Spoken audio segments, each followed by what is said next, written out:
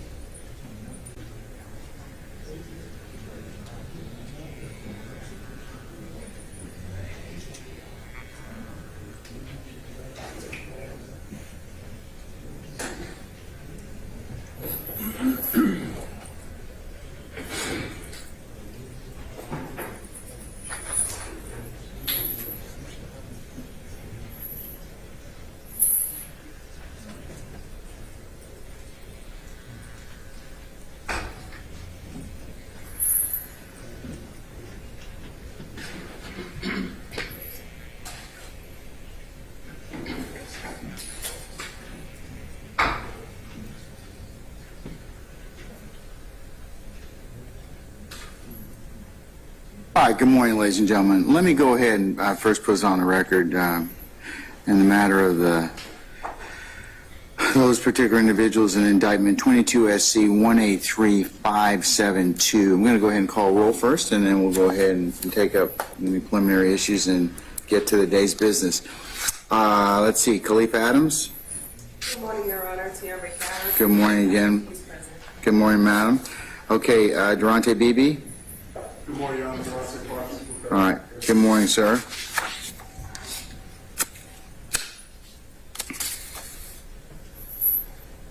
All right, Damone, I should say Blaylock. Good morning, Your Honor. Mr. Hill, good morning, sir. All right. Jeffrey Williams and Mr. Adams, good morning. Good morning, sir. Good morning. We're All here. right. Present here. Kadarius Dorsey. Good morning. I'm Sunny Chad. I'm in some guys. Good morning, sir. All right, Christian Eppinger. Good morning, Mr. Johnson. All right, Miles Farley and Mr. Meneas. Good morning, gentlemen. All right, Javon Fleetwood. Good morning, sir. Marcavius Huey. Good morning, Mr. Matthews. DeMonte Kendrick. Good morning, Mr. Weinstein. Demise McMullen. Good morning, sir. Tencurius Mender. Ms. Fagan, good morning.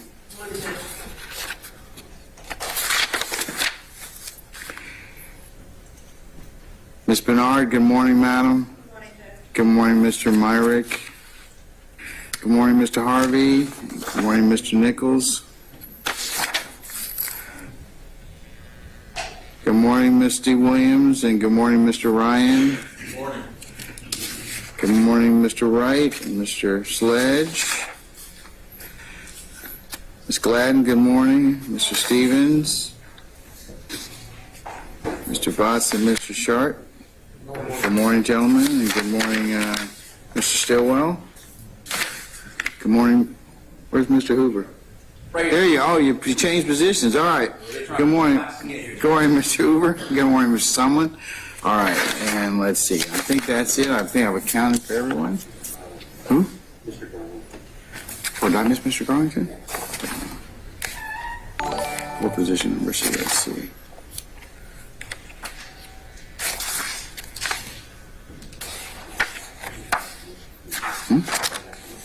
Yeah, I probably skipped. Oh, let me just see. I get both of them. I probably skipped it. No, I did skip them. Mr. Fleetwood, where are you? Good morning, sir. All right. And then Mr. Garlington? Good morning, sir. All right, anybody I missed? I don't think so. I think we got everybody now. All right. Housekeeping. Mr. Johnson and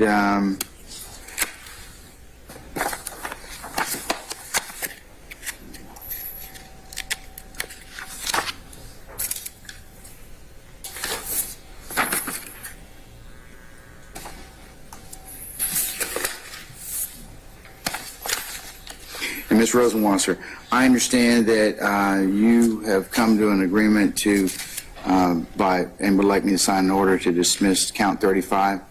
Yes, Your Honor, I can get that order. All right, Mr. Johnson, is that acceptable to you, sir? Yes, Your Honor. All right, we'll go ahead, Ms. Rosenwasser, if you'll go ahead and prepare that, I'll sign it. Just make sure Mr. Johnson has a chance to look at it. I will sign that otherwise. Okay.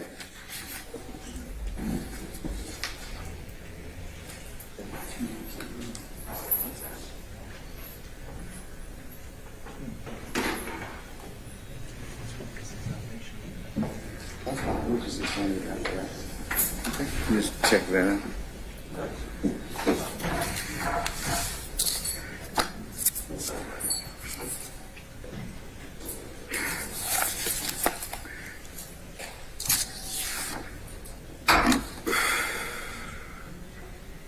Okay, Ms. Rosenwasser and ladies and gentlemen, Mr. Hall's outside? Mr. Hall is outside. All right, let's go ahead and bring him in, okay?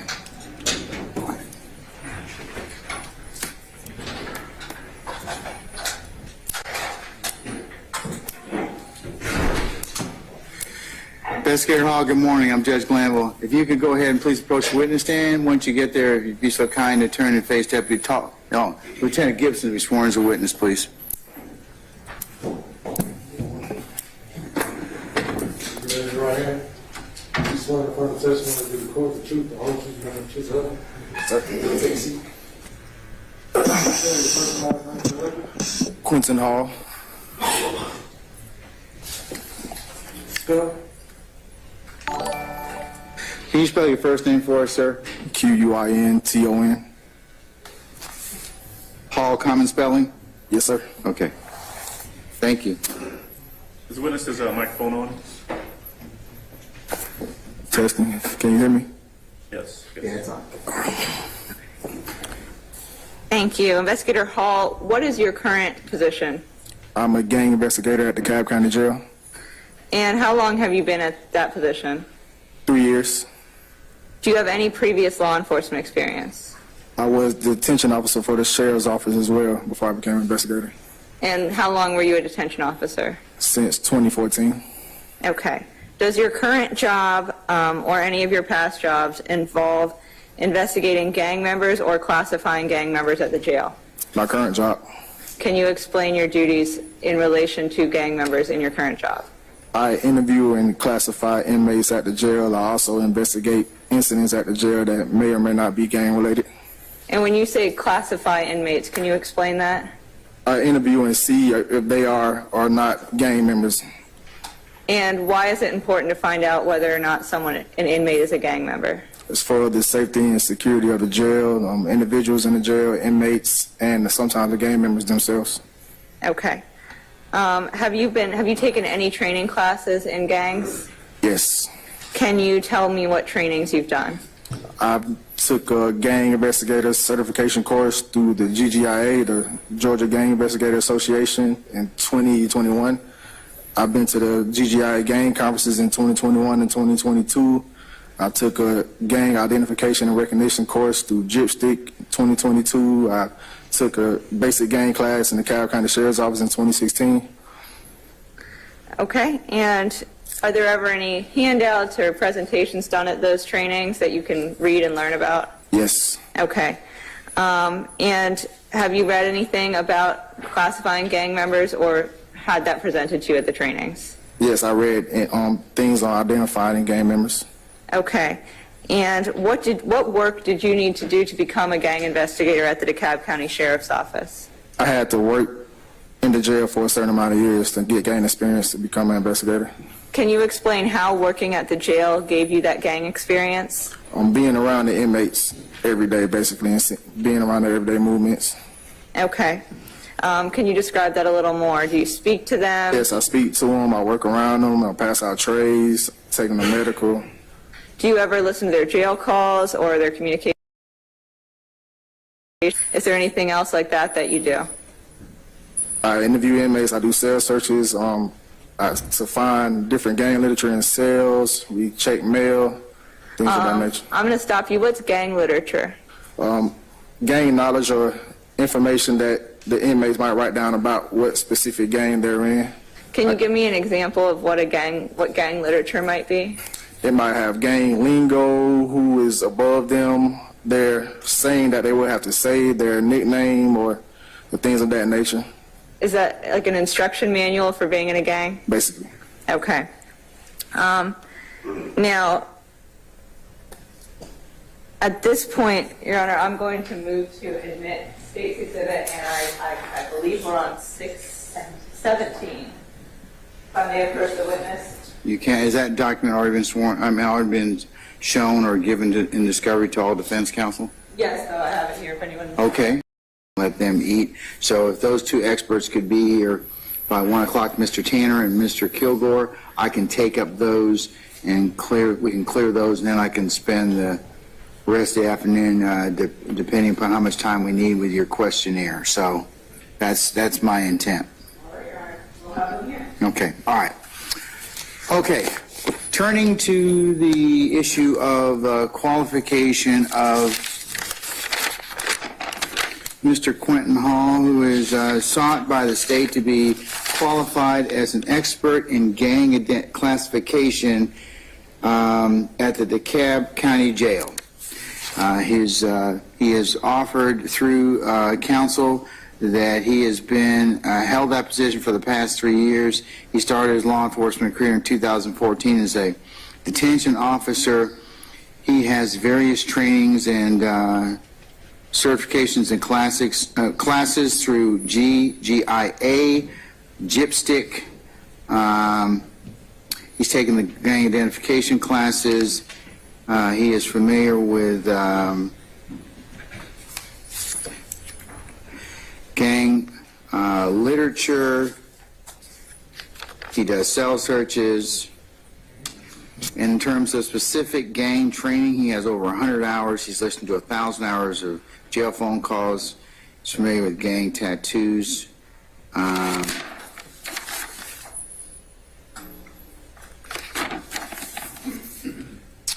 He's testified about some part or attempted to testify about the point system at DeKalb County Jail in terms of some of the factors they utilize, but in terms of statements, gang leadership, tattoos, speech, flags.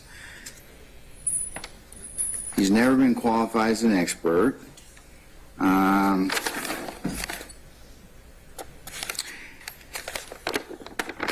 Yo. It's good, Shaq.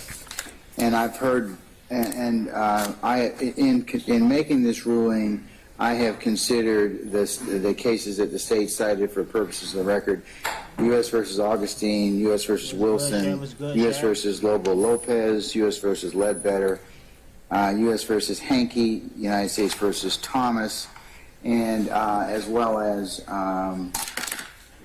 the slip opinion in Medor versus Aramark Sports and Entertainment Service LLC. These good, Chad? citations Can have y'all hear already me? been Can y'all hear provided me? on the record.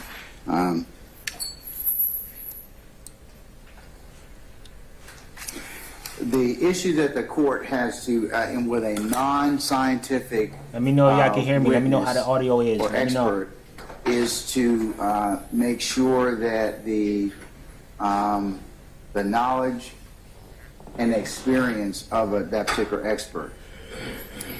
And the qualified expert can testify in the form of opinion if his or her experiential knowledge will help the trier of fact understand evidence or determine a fact and issue, as long as the testimony is based on sufficient data, product of reliable principles, and the expert has reliably applied the principles to the facts of the case.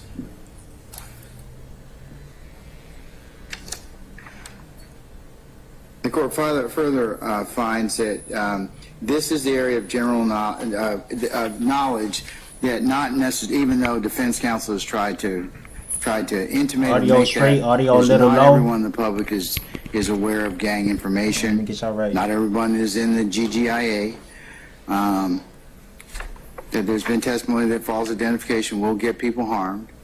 Audio straight, fam. But the question I posed to Ms. Rosenwasser, which still is not, I'm not satisfied as to as of yet, is that even though he's classified over 50 gang members, I have to be assured that he's reliably applied the principles and methods as to Mr. Dorsey. He couldn't explain the point system. I have a problem with that at this point in time. And even though he's testified that Mr. Dorsey's a member of Sex, Money, Murder, how did he specifically do this? I haven't heard testimony in that regard. So I'm unsure at this All right, point in time from his testimony. be good. So at this point, Yes, sir. I'm not going to qualify him as an expert. However, I'll revisit that should the state repackage his particular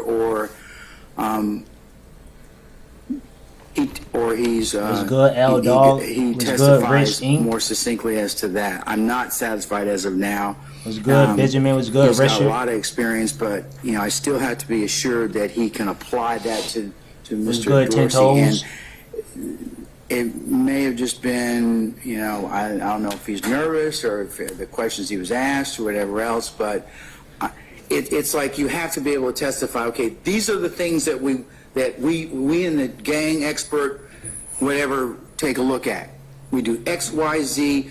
My training tells me I do X, Y, Z, A, B, C, L, Shut M, N, up, O, P. family. That's As it respect, pertains to respect. Mr. Dorsey, I did A, B, C, D, E, F, G, X, Y, L, N, O, P. Boom. He hasn't testified to anything such as that. That's why I'm not going to qualify him at this point in time. I'll revisit it at a later point. Mr.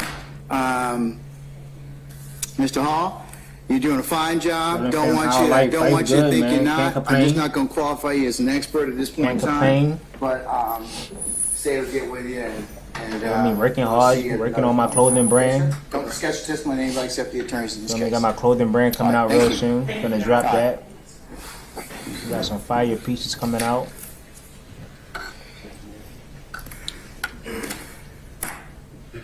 Ms. Jimenez, you get to write the order. Look at you. You get to write the order, okay? All right. Make sure you send that to Ms. Love and to Ms. Rosenwasser and let them take a look at it, okay? All right. I'm sorry, did the court want orders on the other experts from this week's cycle, or did you do it? I haven't- Yes, ma'am, I would. I thought you were going to go ahead and do that, but if I have not otherwise tasked you, yes, ma'am, I would. Yes, Your Honor. Okay, all right. Just bear with me a second. Hold on real quick. Let me go get a bottle of water real quick.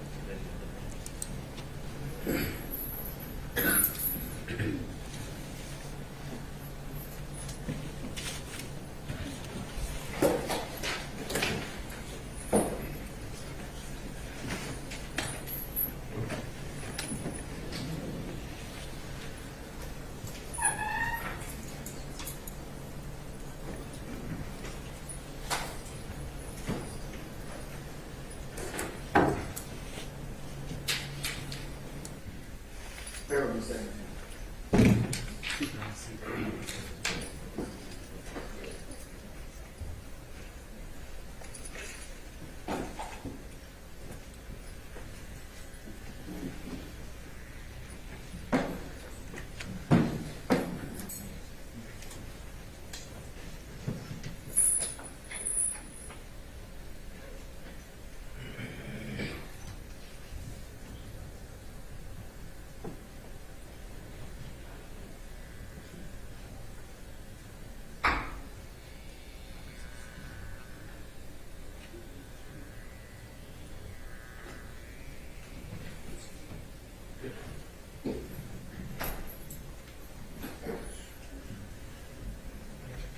Okay, all right.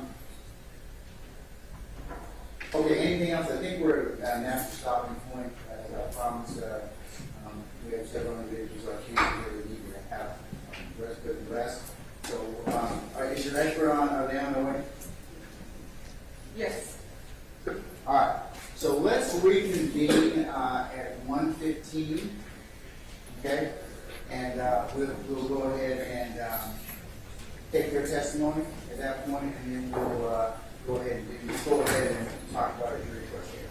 For those of you who have followed that information, Mr. Kearns has sent out an somewhat updated questionnaire that I was trying to kind of manipulate earlier this morning. But it's the second one that we have sent out to them. I'm back. So we have it electronically. Go ahead and pull that up. How was everyone Christmas, man? How everyone holidays? Okay. All right. Unless there's anything else, we're going to recess until 1:15. All I right. had one thing, before it goes, Mr. Harvey celebrated his 49th wedding anniversary. And he's here. What you guys get for the holidays? Hold on, Mr. Harvey. I know for previous, I'm not talking about you. Yes, But I'd also like to personally say that on behalf of him, I would like, the way things are going here, for next year on his 50th, that you give him the day off. I can do that. Just because you asked. I mean, he's not taking you and him are not taking CLEs anymore, so why not? We're too old. I hope you get that. You throw that in there all the time. All right. Charles, let me get you down the record.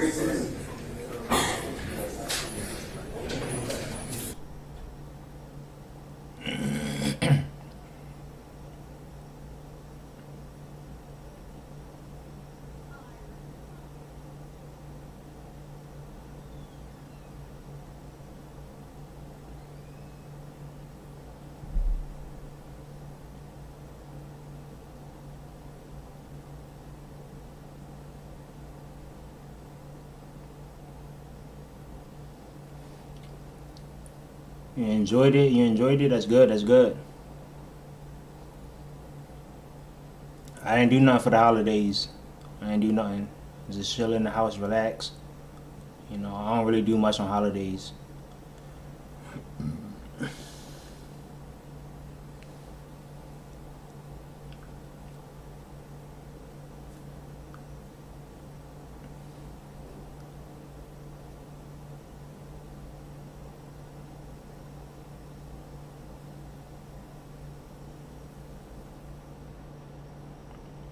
Got your daughter some gifts. That's what's up.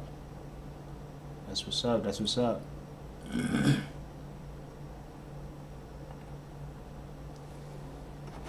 Fast forward, I got y'all. The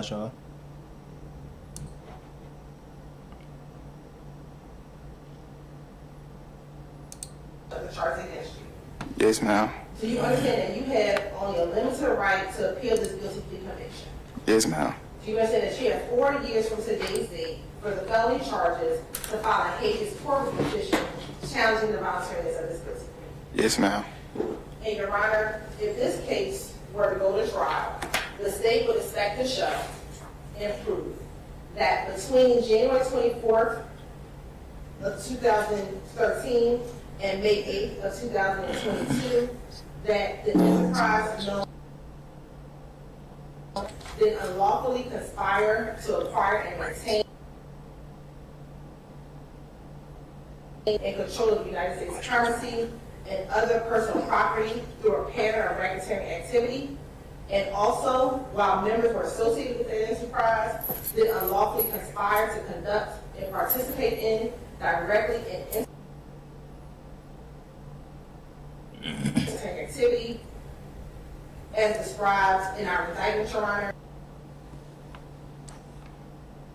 Associates of the enterprise, YSL, or Young Slime Life, they did conspire. Man, y'all think Thug getting out of what? Y'all think he getting out of what? Let me know in the chat. Illegally obtaining money and property through Let me know y'all think Thug getting out. Conducting and participating in the enterprise through a pattern of racketeering activity. And in furtherance of that conspiracy, the defendants engaged in the activities enumerated within our indictment. Some of the objectives, Your Honor, include but not limited to preserving, protecting, and enhancing the reputation, power, and territory of the enterprise through acts of racketeering activity, including murder, assault, and threats of violence. Also preserving, protecting, and enhancing the reputation, power, and territory of the enterprise by the posting of messages, images, videos, and songs demonstrating an allegiance to the enterprise and a willingness to engage in violence on its behalf. And those are just some of the ways in which they try to further the enterprise. Your Honor, the state would expect to show that this YSL. I just made a poll. Go vote up. Y'all think Thug getting out? Area of Atlanta, Georgia, and that some of the founders of this enterprise was Jeffrey Williams, also known as Young Thug, also known as Slime, Walter Murphy, also known as DK, and Tratavia Stevens, also known as Tick, and also known as Slug. That this group uses a variety of identifiers, including colors, clothing, tattoos, and hand signs, as well as verbal and written identifiers. And Your Honor, specifically, how Mr. Sumlin will contribute to this enterprise is that we have a number of Instagram postings of Mr. Sumlin. The first being, Your Honor, Mr. Sumlin was incarcerated, I believe, between 2014 and 2017. Upon his coming home from prison, we have a picture of him in that video. Excuse me, it was a video. In that video is one of the co-defendants, Jeffrey Williams, and they posted this on social media, and the tag of that was original slime shit, and that was posted and tagged by this defendant, who's also known as Obama. We also have some imagery, Your Honor, also posted on social media with this defendant wearing red clothing with, on that clothing, it has MAXA, which is a play on MAGA, which is Make America Slime Again. And then he also has several tattoos identifying YSL on his body, Your Honor. We also have a couple other postings of this defendant with other members of YSL posted on the internet. Specifically, two of the crimes that he is charged with, Your Honor, in this indictment are actually two telephone calls of individuals who were both housed at the Fulton County Jail. The first phone call was on February 22nd, 2022, Your Honor. And this is a phone call by one of the co-defendants, Christian Effinger. That individual called this defendant asking permission from a person known as Slime, whether or not he would have permission to harm Wyatt and Lucci, also known as Richard Bennett. Your Honor, that phone call came after Mr. Bennett had already been attacked by other members of the YSL gang in the jail. Your Honor, although Mr. Sumlin did take the phone call and agreed on the phone call, Slime, it does not appear that that ever took place. Nothing happened to Mr. Bennett subsequent to that phone call. Second, Your Honor, we have a phone call on April 7, 2022, where another co-defendant by the name of Cordarius Dorsey also called Mr. Sumlin on a jail call and asked Mr. Sumlin to either rob or kill an individual known as Head. Mr. Dorsey provided Mr. Sumlin with the phone number to kind of set up an armed robbery and whatever would happen after that armed robbery. We later found through investigation that Head was an individual by the name of Harold Bennett.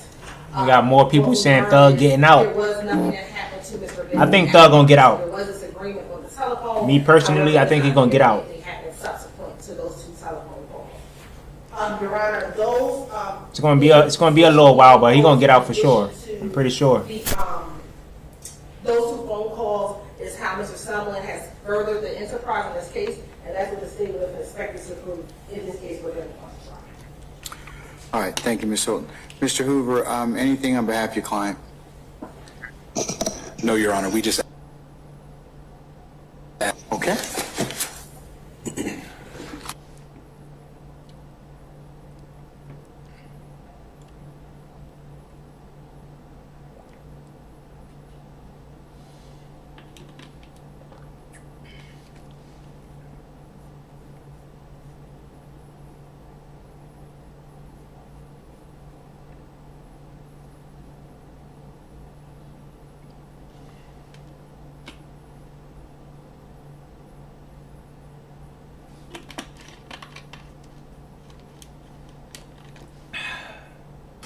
Yes, sir. All right, before signing this indictment, did you have the opportunity to fully discuss all of the facts and circumstances therein with your attorney, Mr. Hoover, to your satisfaction?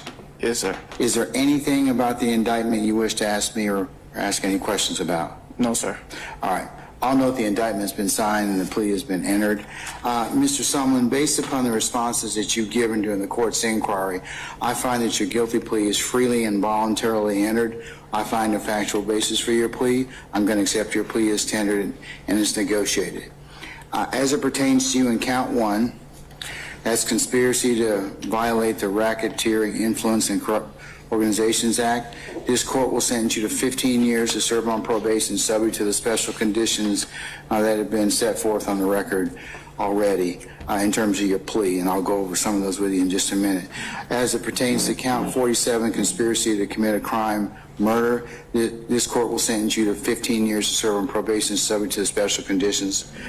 Count 48 is participation in criminal street gang activity, YSL. This court will sentence you to 15 years to serve on probation subject to the special conditions already set forth. And on count 55, as it pertains to you, conspiracy to commit a crime, murder, this court will also sentence you to 15 years to serve probation subject to the special conditions therein. All counts 1, 47, 48, and 55, will run concurrently to you. That means that... Hey, yo, Jai, you now a mod for the okay? channel. I just modded you, my bad. As part of your this particular plea in this particular case, you understand that you need to abide in full by each of the terms of your negotiated agreement between you and the state. You understand that? Yes, sir. You also understand if you fail to do so, that may constitute a violation of your agreement. Yes, sir.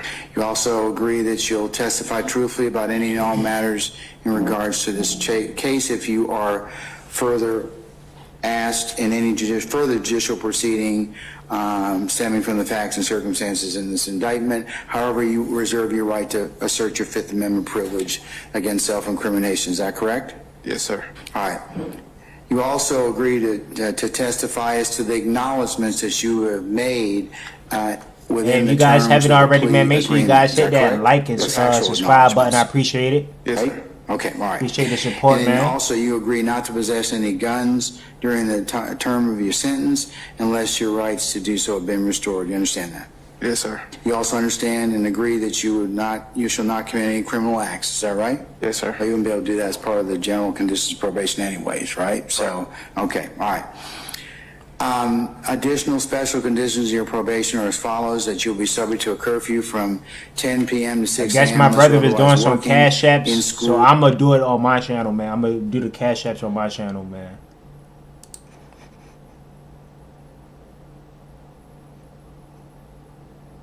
Skip that bad.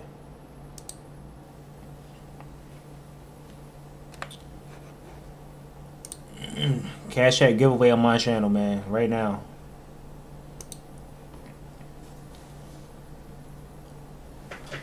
I'm gonna be selecting random people in the chat, man. Comment y'all cash app in the chat. I'm about to do some cash app giveaways right now, live on the stream.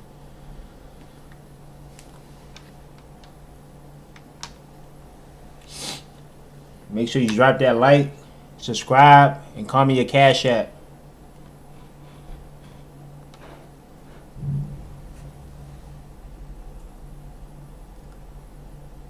Like, comment, and subscribe, man. Like, comment, and subscribe.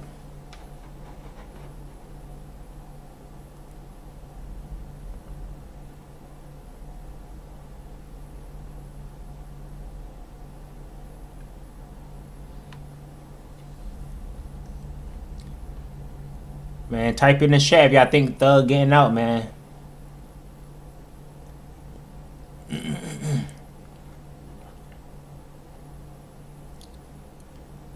Oh, I didn't even see these new subscribers, but one cake. Thanks for hitting that subscribe button. I appreciate it, TT. Appreciate the subscribe. 10 Toes Entertainment. Appreciate the subscribe. Appreciate it, man. Appreciate that, man.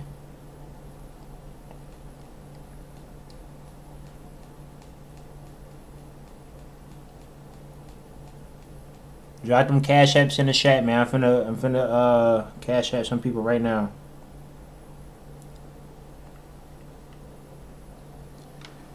We finna do some cash app giveaways right now, man. Make sure you guys drop them cash apps in the chat.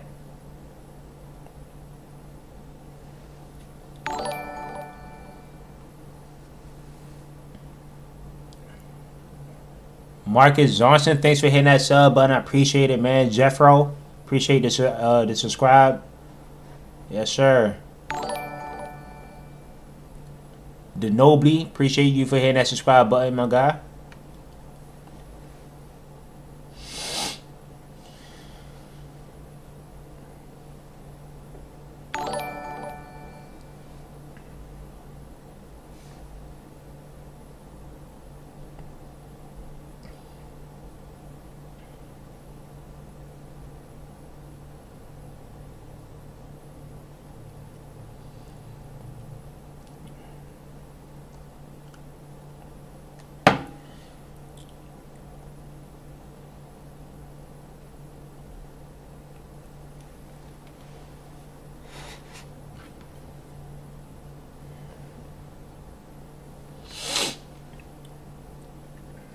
Let me type the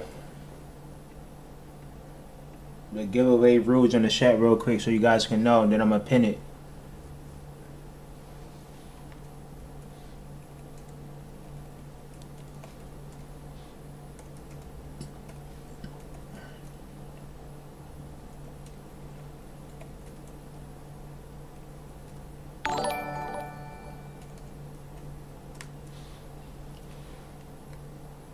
At Mo Money, appreciate you for hitting that subscribe button, my guy. Yes, sir.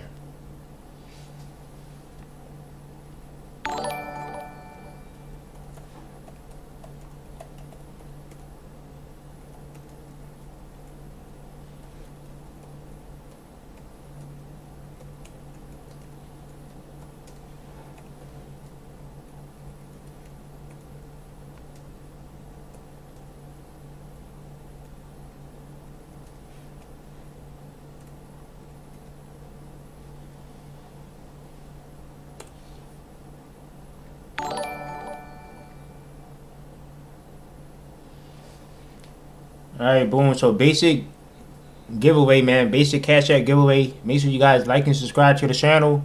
Follow me on Instagram. Send me a DM showing me that you subscribe to the channel, and message me with your cash app name. Once you guys do that, I will be selecting random cash app winners. And I will show you guys on the screen so that you guys can know that this is legit. You feel me?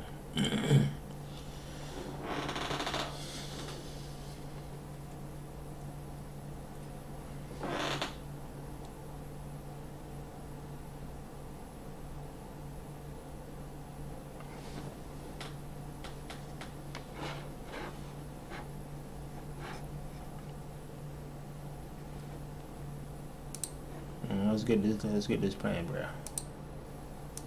Automatic pistol course, graduate of the Colt M16 series armors course, graduate of the Sturm Ruger automatic pistol, revolver, and rifle course, graduate of the Smith & Wesson M&P pistol course, graduate of the Advanced Firearm Tool Mark ID shooting reconstruction course, attended and graduated for the Glock automatic pistol course again, attended the Advanced Armament Silencer Shoot and Seminar. 2008, attended the Advanced Armament Silencer Shoot and Seminar, 2009. Attended the Manufacturer's Annual SHOT Show, January 2010. Graduate of the Smith & Wesson M&P Pistol Rifle Course. Attended the BATF Nibin Correlation School. Attended the Forensic Ammunition Service Ammunition class taught by George Cass. Attended the Forensic Firearm and Tool Mark Identification course taught by Don Micco. Attended the Basic Metallic Cartridges and Shotgun Reloading class taught by Tyler Black. Graduate of the Glock Automatic Pistol course. Attended the BATF Nibin Authorized Trainer School. Completed the IBIS Tracks HD 3D Match Point Brass Tracks and Bullet Tracks e-learning module. Graduate of the Glock Armorers course and C-Glass review of ISO IEC 17025 requirements. Tell the court, if you will, what is it that the Atlanta Police Department Crime Lab consists of? Currently, we have the Nibin unit and we have the fingerprint identification unit. What is it that the Nibin units specifically do, and how are they utilized? Again, we take cartridge cases from crime scenes and we test firearms that are confiscated. We enter those into the Nibin database to see if any potential leads come up. Can anyone off the street come in and access those Nibin units? No, it is a lockdown access by the Bureau of Alcohol, Tobacco, and Firearms. They have to grant you access and password to get onto the system, and they are currently utilizing fingerprint identification to be able to log on also. Do you have to have any specialized training in order to utilize the Nibin units? Yes, you have to have attended the Nibin Acquisition School to be able to access the system. You talked about acquisition and correlation.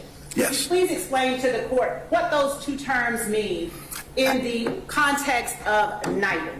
Acquisition is when we actually take the photographs of the cartridge cases. Correlation is when you review the results of the results that come back once it's been submitted to the database.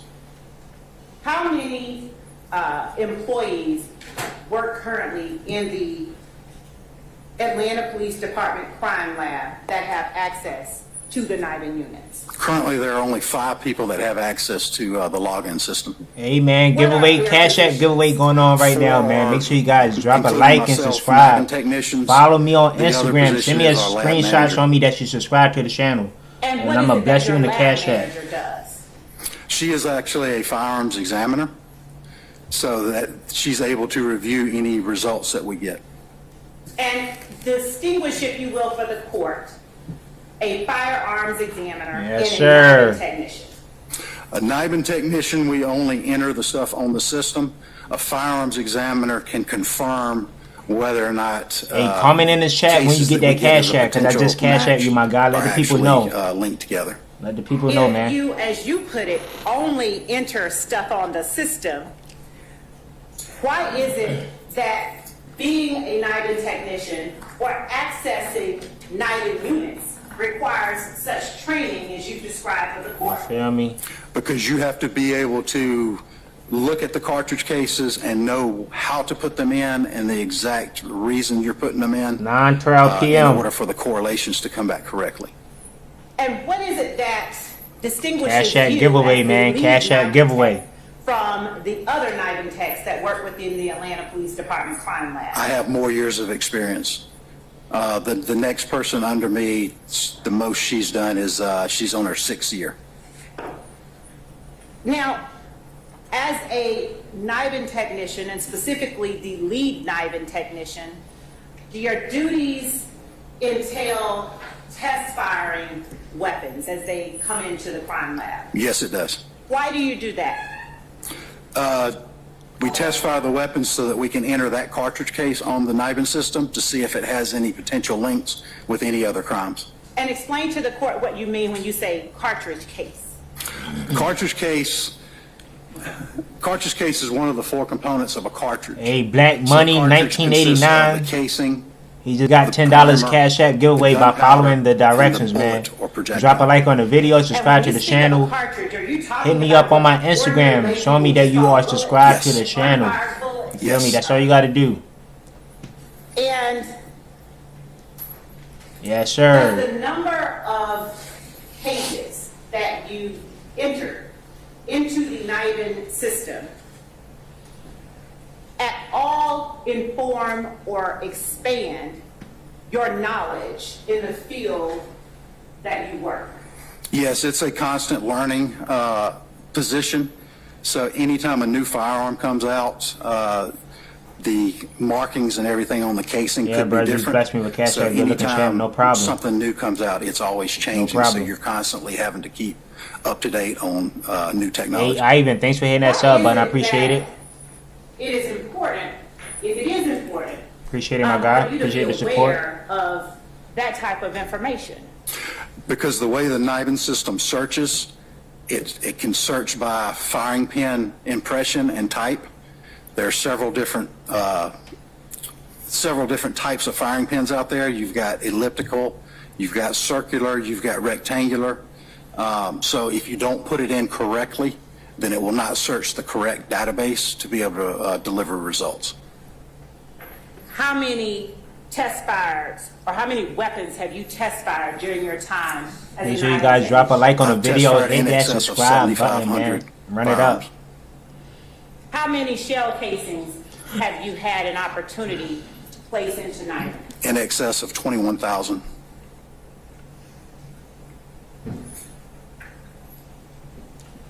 And have you been designated a trainer of any sort with Yes. respect to NIBIN? Yes, I'm a NIBIN authorized trainer. Broski just sent me the $10 back. I guess he want me to pay it for it, and I guess in order to be send it to somebody else, gift it to somebody else. I appreciate that, Black Money. That's The real. ATF That's real. has a training course that's where real they genuine bring you of in you. and teach you how to teach other persons to use So the the $10 I system sent him, so he that sent they it are back to using me. the I guess same I'll give it protocols to as somebody everyone else. You know, I'm gonna pay it for it.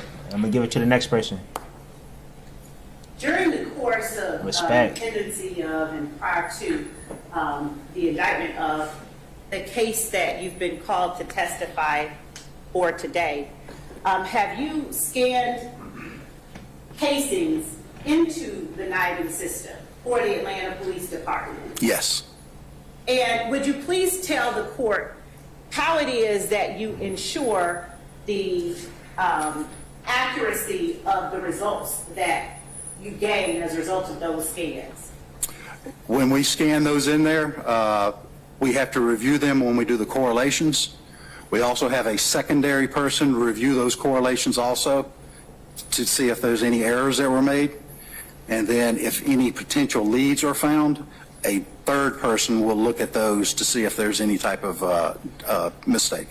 And have you done that with each piece of evidence that you have placed onto the NIBIN system? Yes. Would I, an ordinary layperson, be equipped to walk into the Atlanta Police Department crime lab? Miss Parker 1111 got to the DM just now. I'm about to cash at me. Shell casing into You NIBIN? feel me? No, you would not. Black You Money have to sent me the have, $10 access back, to the so I'm at computer, the and you you have to know be trained first. If you gave me access to use that to give out to some and more I went people. up to the system with a piece of evidence in the form of a shell casing and placed it into the system, with you standing there next to me, would I, an ordinary layperson, without your training, background, and experience, be equipped to understand any output or results? You would not.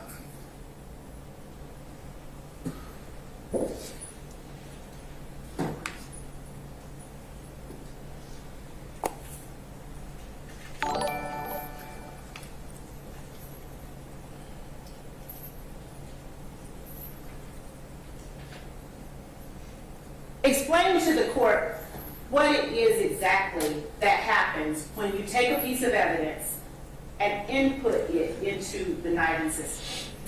We put the evidence in. You're a real one, my G. Respect. It takes upwards of 7 to 7.5 minutes for it to Respect. take all the pictures of the cartridge case. Again, it's high definition 3D imaging.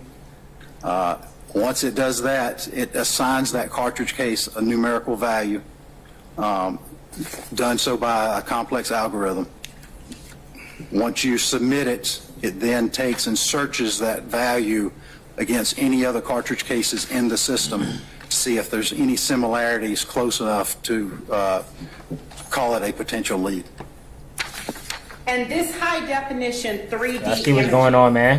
Is it in the form of, or conducted, or captured by any kind of particular microscopic camera, or is it just a regular? It's a see microscopic what's going on, camera man. at 40 power magnification. I mean, 40 power magnification. $5 Cash App giveaway, 9:19 p.m. Y'all see the timestamp, man? submits Y'all see what's going on? image. What do you mean? It downloads to the data concentrator where all of the other cartridge cases are stored for it to search.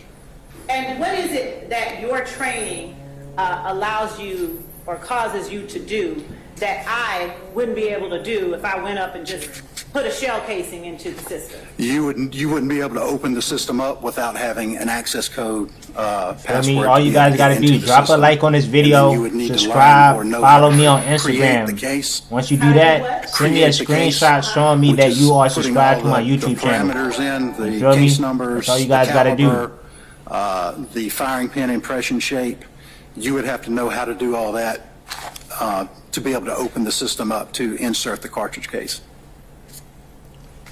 And is it the experience and Hey, training Jet Ski, I you appreciate have that subscribe. recited to Red the court Taylor, that appreciate the affords you subscribe. the knowledge that you have regarding those parameters, the firing pin impression shape, the Yes, sir, Heezy. caliber of Got the that Cash App? ammunition, which allows you to then enter or input that evidence into that system. Yes. Is that information that is known to the general public? Not generally. And I should say, absent specialized training that you described for the court here. Correct. Just one second.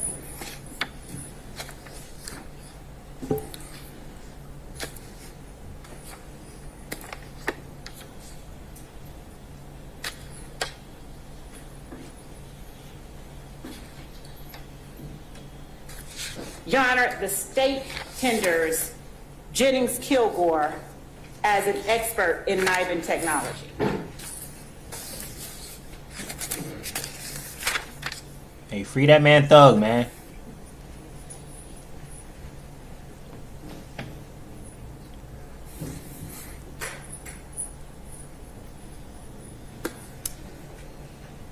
All right, does anybody want to voir dire Mr. Kilgore?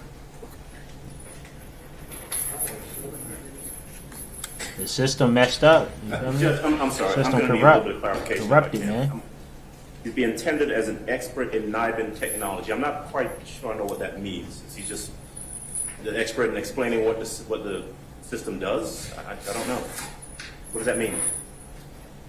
Your Honor, Mr. Kilgore has testified as to his training and experience that allows him to speak specifically about the results from Hey, Clifford Smith, man, appreciate the subscribe button. NIBIN. Make sure you guys hit me up on Instagram too. I don't want to use the word examination because there is a separate person that does the firearms examinations.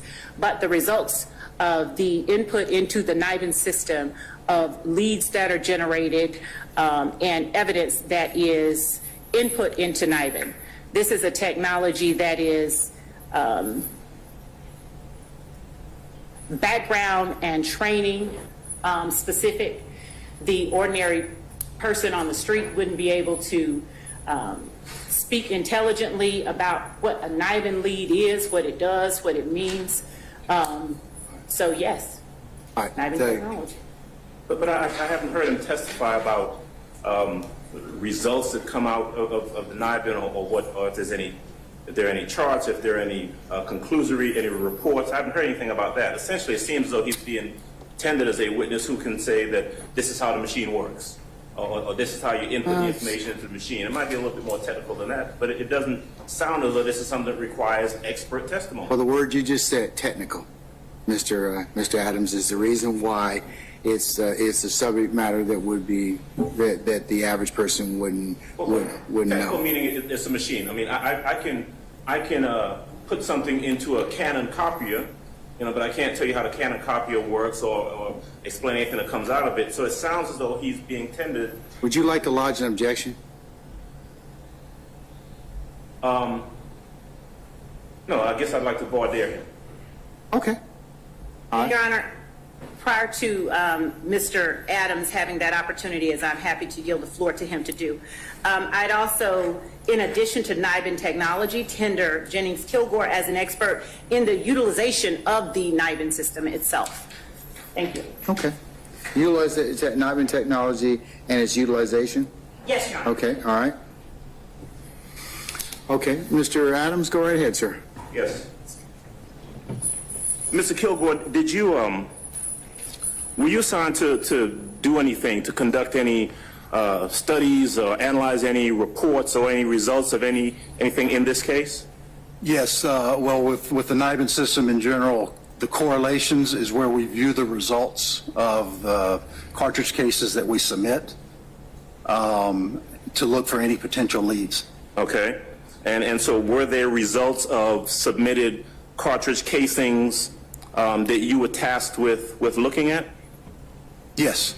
Okay. Is there a report that has that information that you reviewed? We do have reports at the lab on the cases that we submit. Okay. And do you have those reports here? I see what's going on, man. Okay. Are you in a position to explain Jacoby Ratliff. anything that is in those reports, exactly what they say, how they're interpreted? I see what's going on, I would man. have to look at each Cash one. check giveaway. If it has a NIBIN lead, it would say Hey, in there Jacoby, that I just sent two you- cases, there sent was you a over the potential Cash lead App. between the That's two 3 cases. Cash App giveaways, man, so And far, when man. we say potential lead, Make sure you guys drop a that like on the means video, hit that subscribe button. NIBIN system, as well as us with our eyesight, has found enough similarities between the two different cartridge cases to warrant further microscopic examination by a firearms examiner. Okay.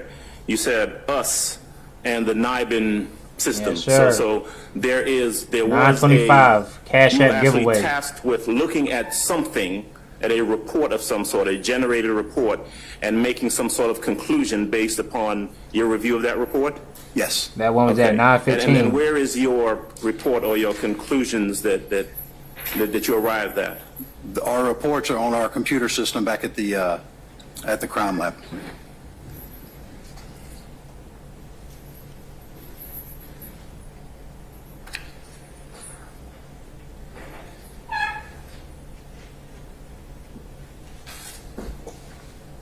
I'm gonna have one moment just to take a look at what's been handed to me by the state.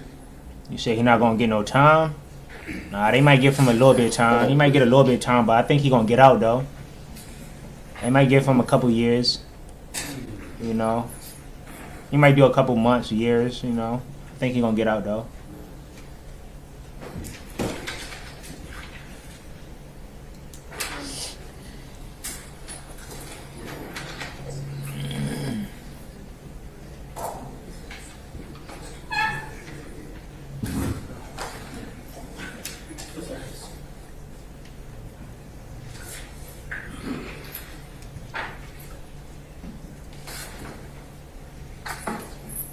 This has not been tendered yet, am I correct? I will tender that as State's Exhibit It'd be 19. 19.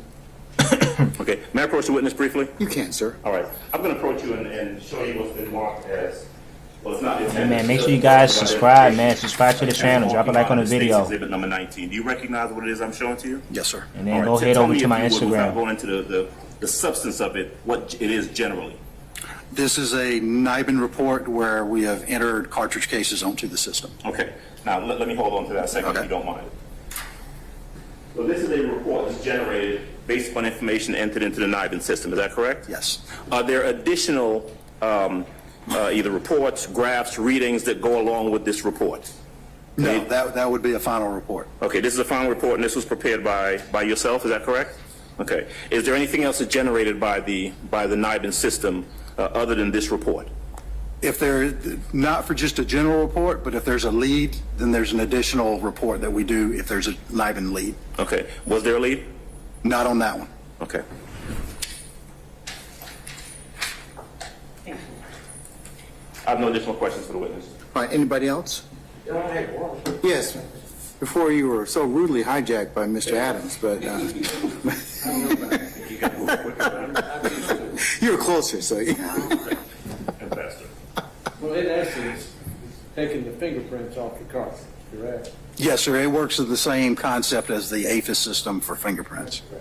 But you're not the one that actually tests whether the cartridge came out of a particular gun or not. No, sir. I cannot make a determination if a cartridge case definitely came out of the gun. These are just a preliminary test. Correct.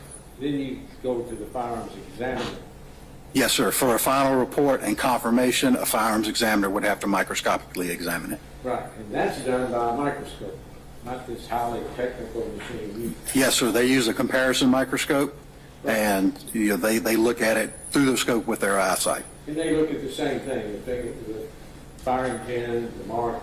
Firing pin striations, markings, The everything. marks on the cartridge when it comes out of the gun. Yes. Okay, I don't have anything further. okay. All right. Anybody else?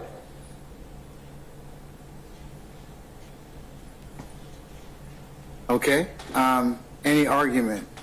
If there's no argument, I will go ahead and designate Mr. Kilgore as an expert in NIBIN technology and its utilization. Okay. All right. Mr. Kilgore, what I'll do at this point in time is, sir, I'm going to temporarily excuse you as a witness. The state and/or the defense of the court will call you at a time certain in the future. Yes, sir. You're free to go about your user duties and navigation. Just don't discuss your testimony with anybody except the attorneys in this case. Okay? Yes, sir. All right. Thank you, sir. Thank you. And Your Honor, as I represented to the court and to Mr. Adams that I will be tendering State's Exhibit 19, I'd like to tender it. All right. Any objection to States 19? All right. States 19 is admitted. Thank you, Your Honor. All right. Do you have Mr. Tanner available? We do, Judge. Okay, let's go ahead and call Mr. Tanner, please. Your Honor, Mr. Tanner does have a PowerPoint presentation as part of his presentation. Would he be able to set that up as a witness stand, or is there a way that he would be able to set that up? He's your witness. I just wanted to make sure the court would be amenable to that. I don't have any issue with that. If he will aid in him giving his testimony to me, that would be fine. It can be shared digitally on. We'll be back, man. Make sure you guys hit that subscribe button, drop a like on the video. That'd be fine. We'll be back in a minute.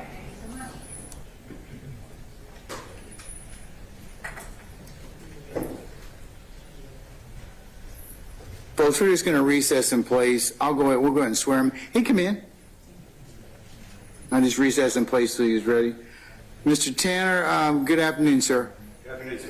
All right, sir, if you would please approach the witness stand. Once you get there, if you'd be so kind and turn and face Lieutenant Gibson, be sworn as a witness, please. You swear or affirm that the testimony you give in this court will be the truth, the whole truth, and nothing but the truth, so help you God? I did. You may lower your hand. You may be seated once you step. For the record, please state your name, spell your first and last, and state your occupation. Please stick to the microphone. If I may, Madam Prosecutor, where is that PowerPoint presentation located in the discovery material? He brought that today. I can send it to you via email if you'd like. Well, so we have an opportunity to at least take. I'm just going to recess in place. Why don't you just pause, show it to those that are here that want to see it, and then he can resume. Okay. Yes, Judge. Thank you. All right. Sure. I can send it to whoever, to everybody. If that's okay. Mr. Tanner, you okay with us sending your presentation Yes. to all those concerned here? Yes, Your Honor. Okay. Thank you, sir. All right. Your Honor, if I may ask Mr. Kearns to send me the All right. Do you have it or Violetta? Okay. All right. We're just going to recess in place for the technology piece to catch up. Trying to get everybody's email.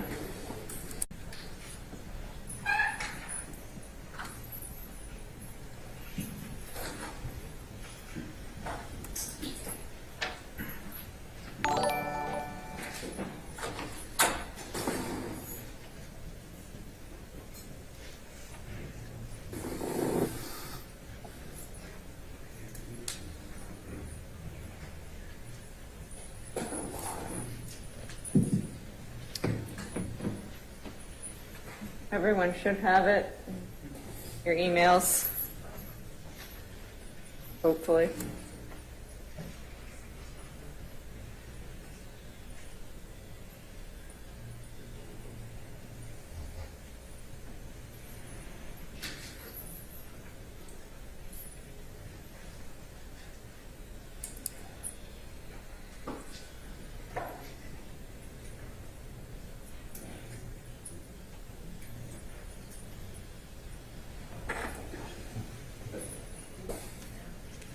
It says it's sent. I don't know.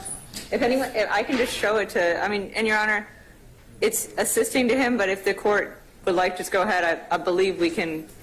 No, I can recess a minute. Just let whoever wants to is here go through it. Has anyone received it yet? It's saying sent, so I don't know where it went. It'll take a moment. It's a PowerPoint, probably a bigger file, so. All right, I'm back. Hey, Marley, thanks for hitting that subscribe button. I appreciate it, my guy. Appreciate the support. Haven't already, man, make sure you guys drop a like on the video, man. Make sure you guys subscribe. Yes, sir.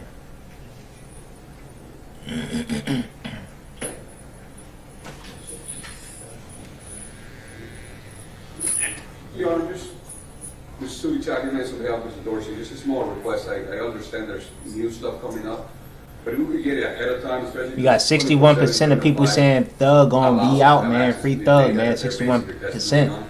Ideally before the hearing, so we can be prepared. So if there's going to be any other experts, just send it to us ahead of time, and that one we can be ready for it.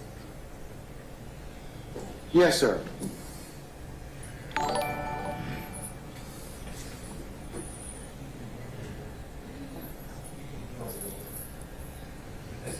Hey, Jamal Bryant, man. Appreciate that. Subscribe. Slim, appreciate you for hitting that subscribe button. Yes, sure, man. Make sure you guys run it up, man. Run it up. Okay, Mr. Weinstein got it. So You may.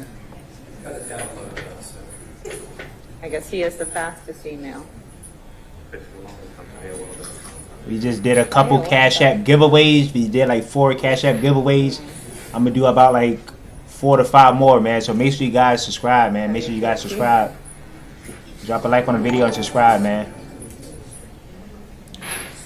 Hey, Boogie, thanks for hitting that subscribe button. Appreciate the support.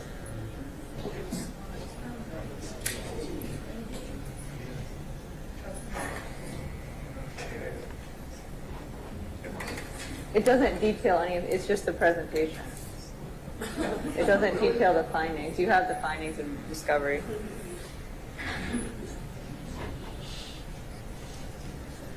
Subscribe and comment y'all Cash App cash tag, man. Subscribe and comment y'all Cash App name. You feel me? Finna bless a couple of you guys for the holidays.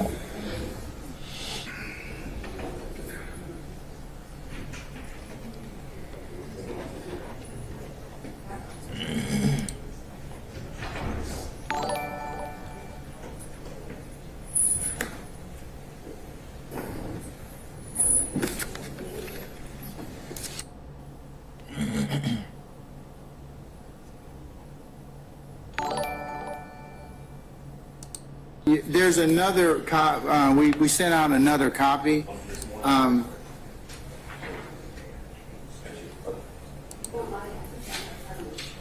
Yeah, we adjusted that one already, Mr. Adams.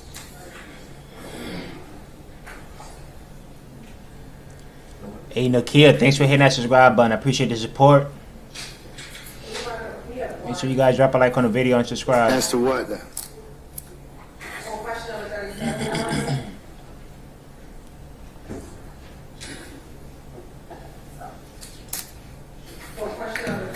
it, it should be, events occurred between January 2015 and May 2020.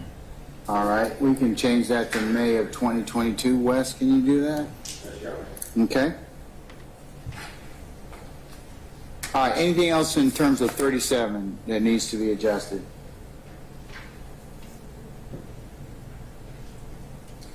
All right, how about anything from page 10 purports to go from 38 to 43?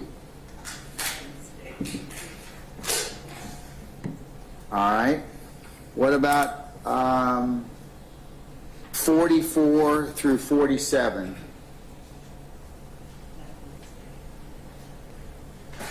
What about 48 through 51?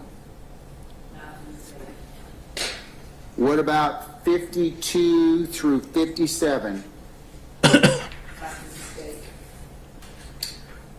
What about 58 through 64 that otherwise have not been Free thug, man. Free thug, man. adjusted already? Free thug. Through 64? Yes, sir. Man, I think that man getting out, though. I think he gonna get out. We're going to move some of those to the religious question that we asked earlier. 62? If he gets out, do the Basically, relationship it would be, remain the same between 58 Thug through and 64, Gunna? Probably also You feel including me? 65 on the next page. Is the relationship gonna remain I'll the same, or is it gonna probably be? dovetail that one into after gonna be I some asked about tension? religion. Because 62 is the same as 28. What Yes, you sir. guys That's think? where we're going to move it and collapse that. And we'll ask 65 on the heels of that. If Thug will Okay, get out, anything else through let's move to 66 Thug will get out, through man. It's 68. gonna be. Is the relationship gonna be the same between him and Gunna? Okay, what about 69 through Or what? 71?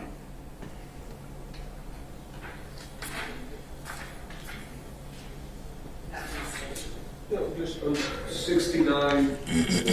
Have you ever, and let me just, I need to read it so for the record. Have you ever Thug get out belonged here, to or double been legend. affiliated or donated money to any group involved in law enforcement or monitoring the courts? And it's got Neighborhood Watch, Mothers Against Drunk Driving, any pro-death penalty group, anti-death penalty group, parents and families of murdered children, any group that campaigns for stricter criminal penalties, or any group that campaigns for more lenient criminal penalties, or other. If yes, explain. You say you think he'd be home soon? Yeah, I think so. I'm sorry, one more time? Not with Gunna or a lot of people. They played him. You feel me? He might feel that way. Any discussion on that? All right, I will remove those. Wes, go ahead and Shit, if I was in that situation, I wouldn't talk to nobody when I get home. two areas. Hell nah. Okay. The other thing is. I'm gonna be cold-hearted as a mother. Say to any group involved, such as, and then it gives yes or no for all of those, but it doesn't say any other. Yes, it does. It says other at the very bottom. You can write in other, and you can ask about it. 69. Question 69. It is on that. Yeah, I'm sorry that sometimes the way it prints. That's why I'm doing the questions. I think the questions are uniform. So that acceptable, Mr. Botts? Okay. All right. What about 70 or 71? Anyone? All right. What about 72 through 74? And if you guys haven't already, man, make sure you guys hit that subscribe button, man. 70. More Cash App giveaways coming up soon, All right. man. Do you have any previous experience as a juror? Yes or no? If yes, for each occasion, please state when, where, civil and or criminal nature of case. Yes, sir. Did you deliberate? Were you the foreperson? Was there a verdict? Gang till them cuffs got put on. Number 73. That's how it be, man. 74 is, have you ever served on a grand jury? That's how it be. 75 is, have you ever served on a court martial? Right. Those are repeated again. That's when real life hits you, man. When them cuffs get put on, All right, let's. and he starts talking them 112 that to time. 114. Can we just delete those, Wes? Yeah, that's when real life hits Okay. right there. As it relates to number 74, Yes, ma'am. it's also repeated again at question 362. And we got 2052. 380 people in here, man. We'll Make sure you delete guys that hit out that as well. subscribe button and comment y'all Cash App names, man. 380 people in the stream right now. I'm sorry, just speak up. If the answer is yes, can we add a question when they serve on the grand jury to return this tonight? I don't see that. All right, we'll add that. Taisha, thanks for hitting that subscribe button. I appreciate it. Thanks for the support.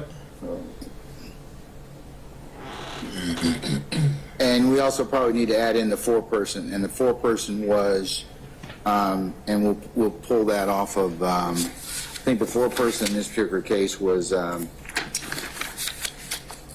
looking at the re-indictment, let's see. How they didn't know Gunna was going to snitch? He was on Crime Stoppers. Is it T.S. David? Is that it? Oh man. Yes, ma'am. So that man was on Crime Stoppers.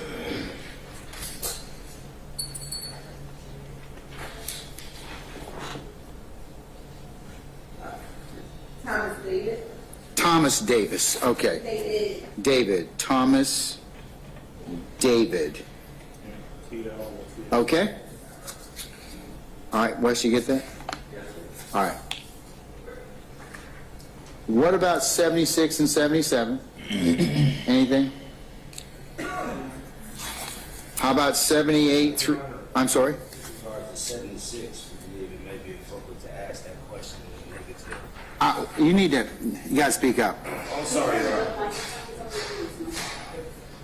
I believe it may be prudent for that question to be asked in the negative as far as do you know anyone who has ever been falsely accused of the things that they say? Falsely accused, arrested, charged with, or convicted of a crime. Your Honor, I believe that we have requested that as a separate question, and I would ask that it be kept separate from this question. Those are two distinct inquiries. Well, I didn't see that one. Wes, do we have that anywhere? Does that appear? If you all can help me find that as a question that we have propounded or failed to propound. All family ain't real. That's some real shit right there. We started doing mistakes.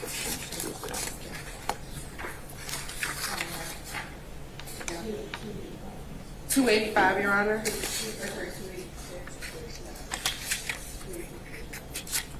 Look at councils. We're going to add that. We'll add Mr. Johnson's that question. I think is fairly contained. Let me see. All just make family, sure. not family. 280 All friends question are not your 286 friends, and man. 287. Let me just. 285, Judge. 285 and 286. And Hold on. 287, do you know anyone that you believe was unfairly accused of a crime? Do you believe that you have been unfairly accused of a crime? Yeah, that's 286 and 287. We could move 286 and 287 behind 76. Okay. And also, Your Honor, would it be possible to style it with the similar This man said, is that because female 286 young and thug in 287 the green? only refer to being accused of a crime, whereas 76 lists accused of, arrested for, charged with, and or convicted of.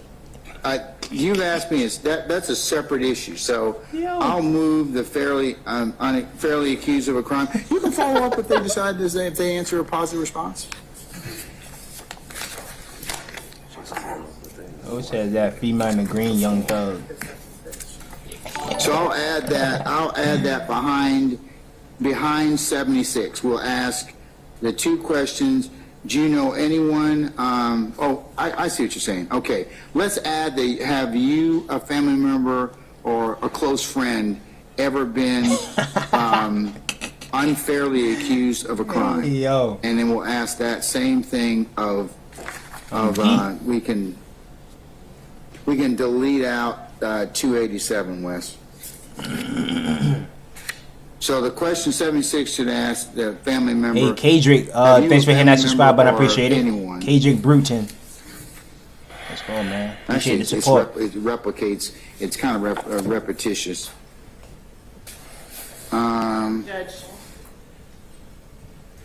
with respect to questions 286 and 287, I would ask the way that it was. Yeah, I'm over your objection, Mr. Johnson. I'm going to go ahead and just leave them as is. I think that they need to kind of be separate questions. What I would like to do, and I think the one above it, you, close friend or family member, anyone else, that would encompass that. That would be accused, arrested, charged, or convicted. So I'm going to leave those two. I'll just move them up. For clarification, Your Honor, I wasn't asking that 76 be modified. No, I know that. Okay. I know that. Okay, all right. We'll move those behind 76, 286, and 287. Wes, go ahead and do that. All right.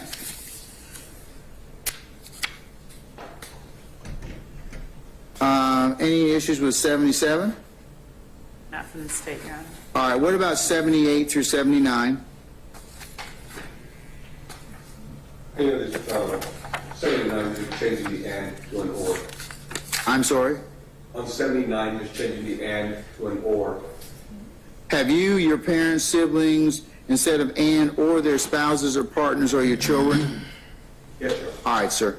We'll change that. Wes, you got that? Thank you. All right. And Your Honor, 78 is the same as 294 for the most part. Let's look at 294 and then we Hold on, I'll be back in a change sec. that if Hold on. necessary. Delete it. It's not, Judge. No, it's not. I'm going to leave it. Yes, 295 is. We'll delete that one. We'll delete 295. You've also got, well, let's see. We can delete 296 as well. Okay. 296 is specific, different No, than. we're asking that on 78. I don't see that. It specifies. She specified the 296 for final crime.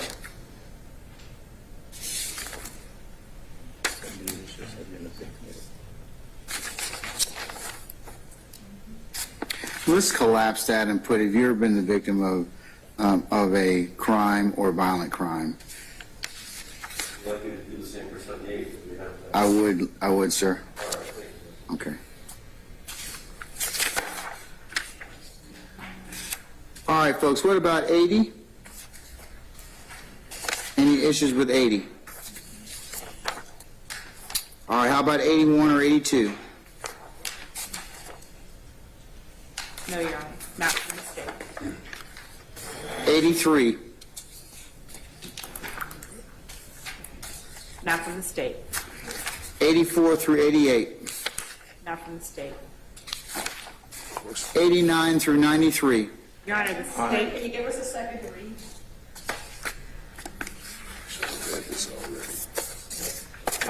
I can tell you that on 93, going over from the last sentence on page 24, it says the court is asking these questions regarding your feelings about you take out death. It says death, Georgia, Rico, and gang. We'll take out the word death, sir. Yes, sir. And Your Honor, with respect to 92 and 93, the state objects to both of those. I don't believe that there is any allegation or any matter within this entire case that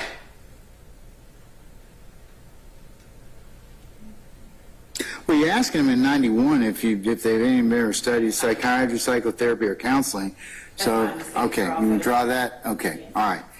Anything else in regards to through 93? Ms. Bernard, you caught up? Yes, Judge. All right, okay, all right. Anything else from 94 through 97?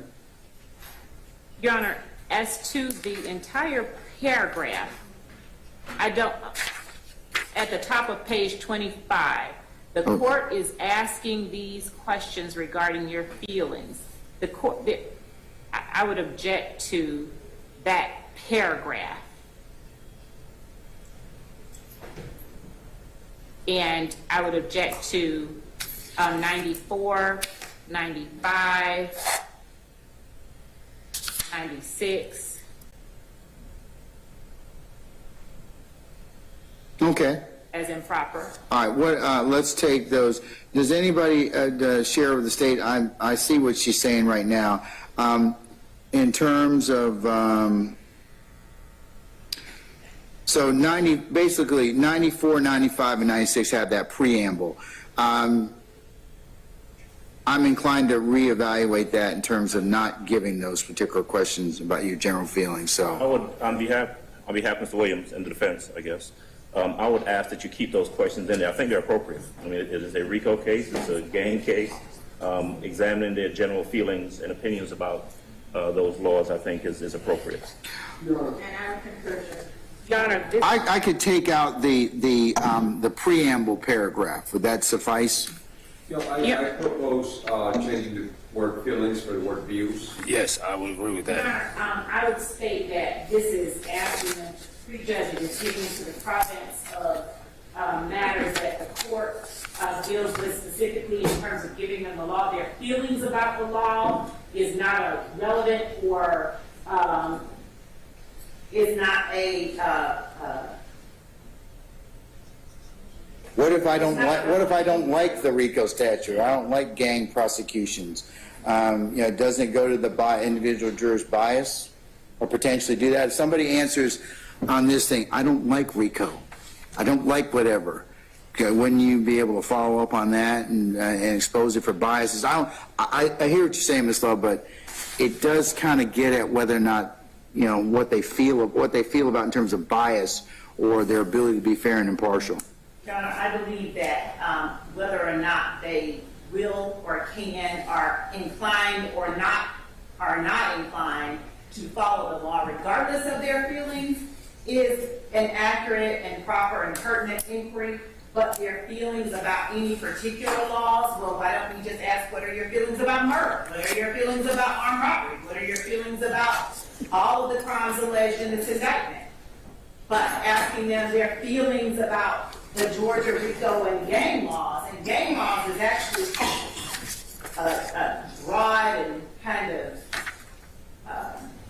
amorphous inquiry. Okay, But I understand. Anybody else? I completely agree with the state that the gang is overly broad. However, when we have a prosecution and marijuana is involved, we do tend to ask this type of questions when they come in. As the state, we'd like to know, what are your feelings on me? What are your feelings about drugs? What are your feelings about alcohol? What are your feelings about, it gets asked, Ms. Love, in those types of matters, so why wouldn't it be different in this particular case? yes, Your Honor, I defer to the court. Okay, all right. And Your Honor, with position 94 and 95, they're pretty much basically saying the same thing, just a different characterization, general feelings, and your I opinion. tell you what I'm going to do. I'm going to delete out the intro paragraph. I'm not going to ask that. But what I will do in 94 is I'll just say, what are your general views regarding Georgia RICO and gang laws, and why do you feel that way? If any general views regarding the, Georgia RICO and gang laws, if any. Which would make 95. Before they answer these questions. No, I don't think so. Well, let me see. Wes, do we have that down here? I don't know if I have it. Our preamble. Do you have a copy of that? Hold on, Mr. Botts. I'll be able to tell you in just a second.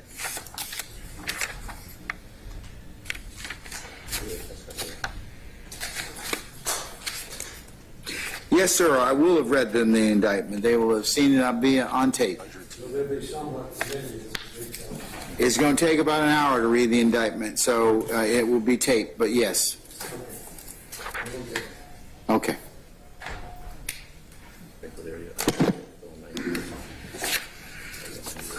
All right. Okay. Any issues about 97? Are you affiliated with any organization that advocates in favor of prosecution of RICO and gang cases? All right, anything about 98 through 102? Yes, sir. 99, 100, and 101. Okay, all right, that's 99. If the issue that whether George should have a death penalty, all right, that we'll delete that. 100, it talks about do your parents, spouse, or partner, siblings, or your children have any opinion about the death penalty different than your own? We'll delete that. And then would their opinion affect your ability to make a decision based on what presented you in trial? That's not relevant either. I'll delete 101. Okay, what about 102? I think don't we ask that question up front a little bit, Wes? Do we? You do ask that question earlier on, Your Honor. Yeah. Let me see where that is.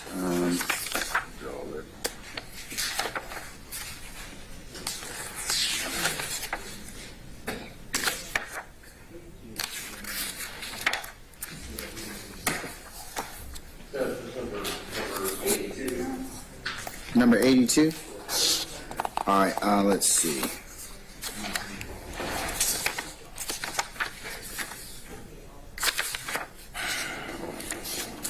We have 82 and 83, so we can delete out number. We'll delete 102. What about 103? We asked that question before as well, don't we? Wes? All right, we're going to delete 103. 104 is a duplicate as well. And Your Honor, 103, I don't know if in the previous question we asked all of these areas, but we need to make sure that all of them are included in this.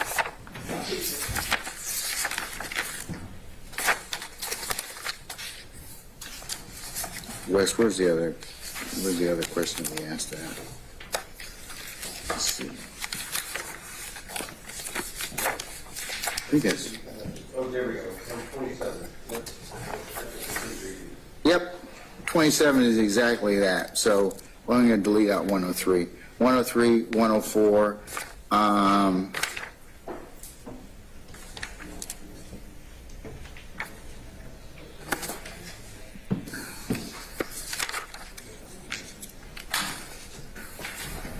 We asked the same question, I believe, and let's see. 105 is a duplicate. 106 is a duplicate. 107 is a duplicate.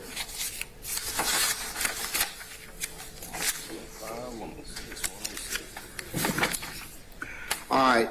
What about anything from 108 to 113, councils? I believe 112 was previously mentioned, Your Honor. It has, sir.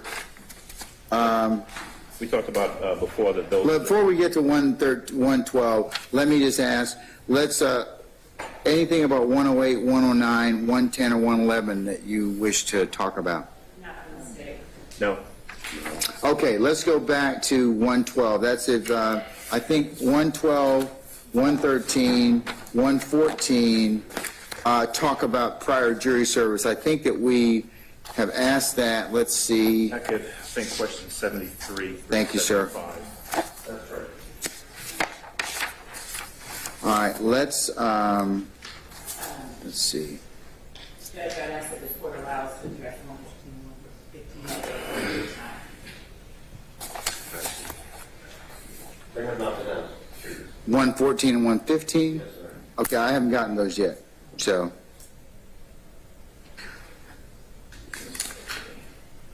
Okay, 112 is duplicitous, so we're gonna delete that because it's asked in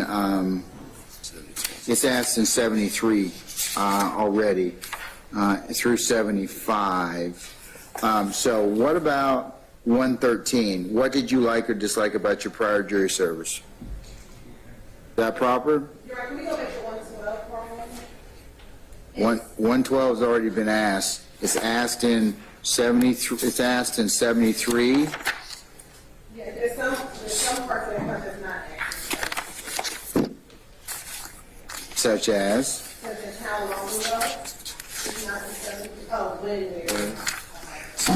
Sorry. Y'all have gotten 3 strikes over there, okay? Between you and Miss Love. Just irritating me. Oh, no, don't work that way, okay? So, all right. Your Honor, we'll take extra strikes. All right, so, 113. All right, so, any issue about that question?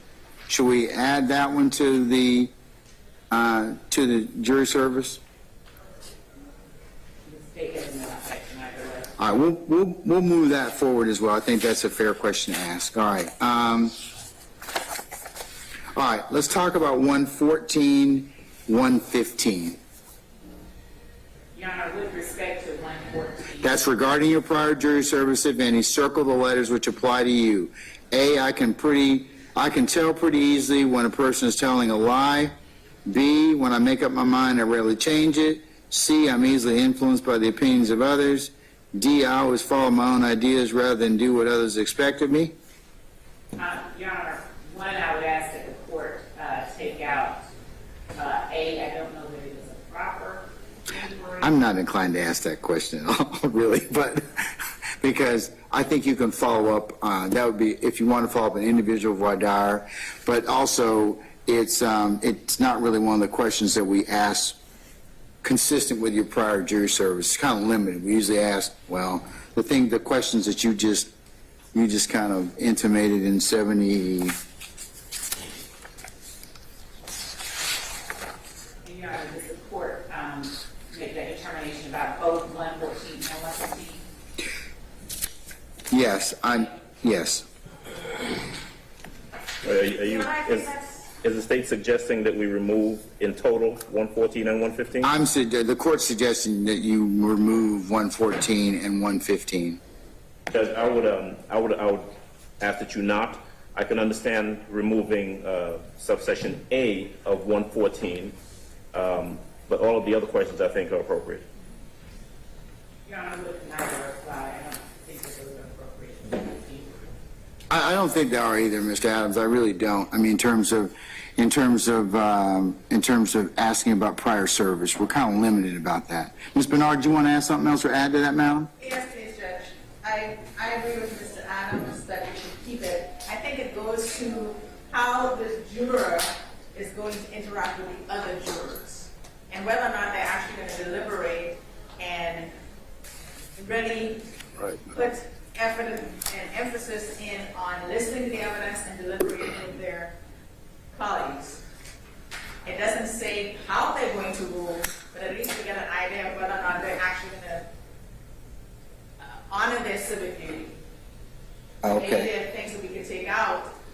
Well, I give them as part of the general jury orientation statements about what their role is. So,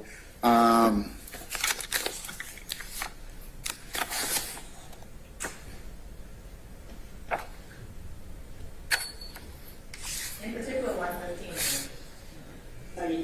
In particular, to 115. Well,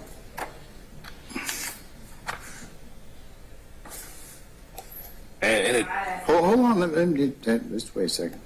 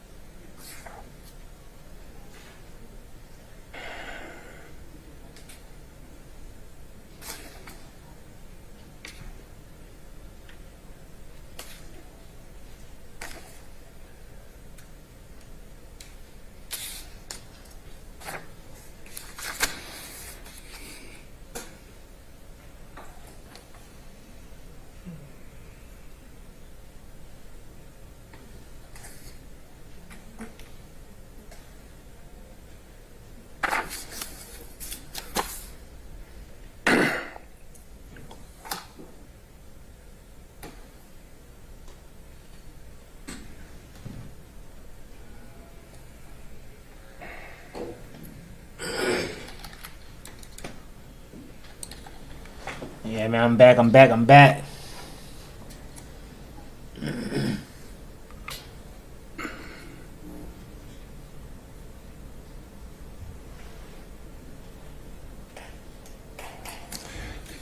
115. please. I mean, it's characterizing it by the church subject. That's exactly what it is. Yeah, I asked that question all the time.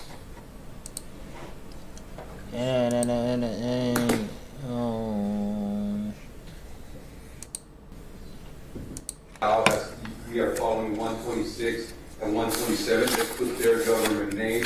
As regards to Mr. Lil Wayne, we put Mr. Carter, and same thing for Mr. YFN Lucci. Just put their AKA alongside their real name. Okay, all right.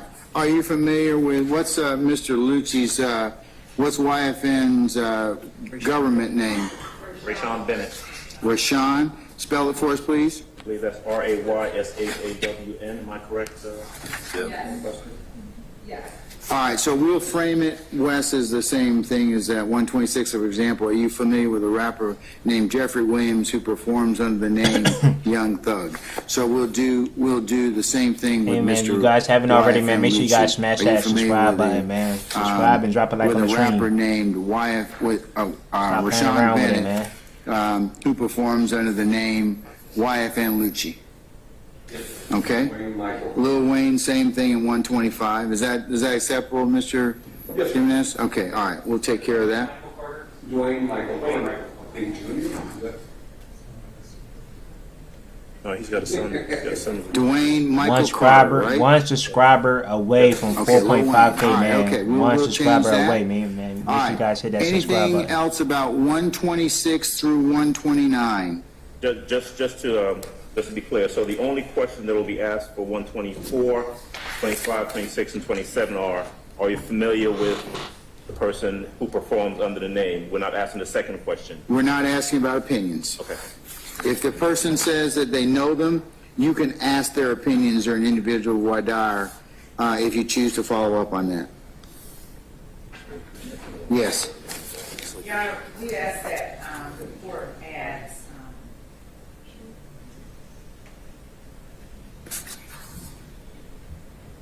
I believe that one of the names that was we ask that the jury is Mr. Lamar, Quantes Lamar, who has lived on the line, and the artist, Hey, man, free that man Thug, man. the artist Brian Williams, Free that man Thug, man. Birdie. Are they listed in the? Are they witnesses or in the indictment? They are We're on the witness list. They're on the witness list. Yeah. All right. And Judge, Yes, sir. don't have their stage name, Z the Great, man. Appreciate you for hitting that subscribe button. Appreciate the support. including them in this portion.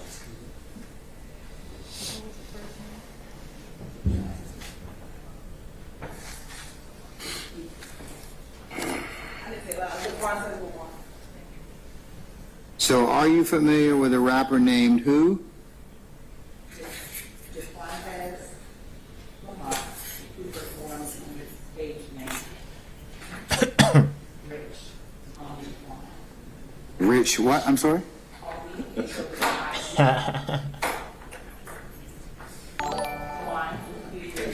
James, appreciate you for Okay. hitting that subscribe button, my guy.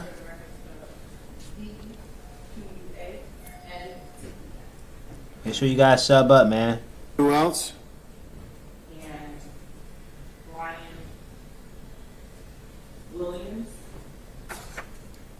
With the Y, B-R-Y-A-N, Williams, also known as Birdman. Birdman. Yes. Okay. and Judge, let me go back and revisit the issue, please. In regard to the second part of those questions, if so, what are your opinions, if any, of the person's name before? I am going to ask that you ask that question, and simply because all of these individuals that we're talking about actually have a public persona. I mean, they're performers, they're well known, they're more than just a witness, right? Now, if there was just someone, Joe Blow, who was going to be called as a witness, we might ask, do you know Joe Blow? But their opinions of these public personas, these entertainers, I think is important. I agree with you, but you can ask them in individual voir dire.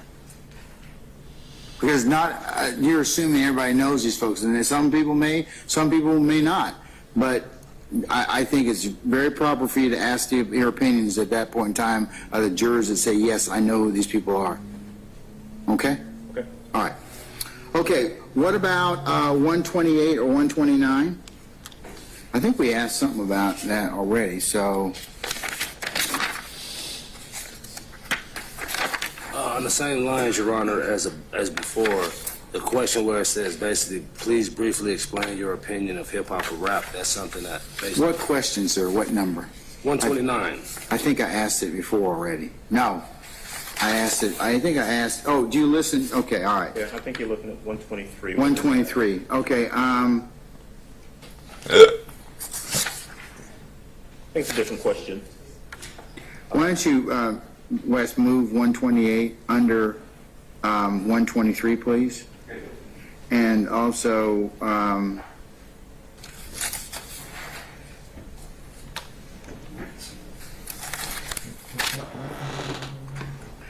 let's... It may be more pertinent to move 123 or 128 after the...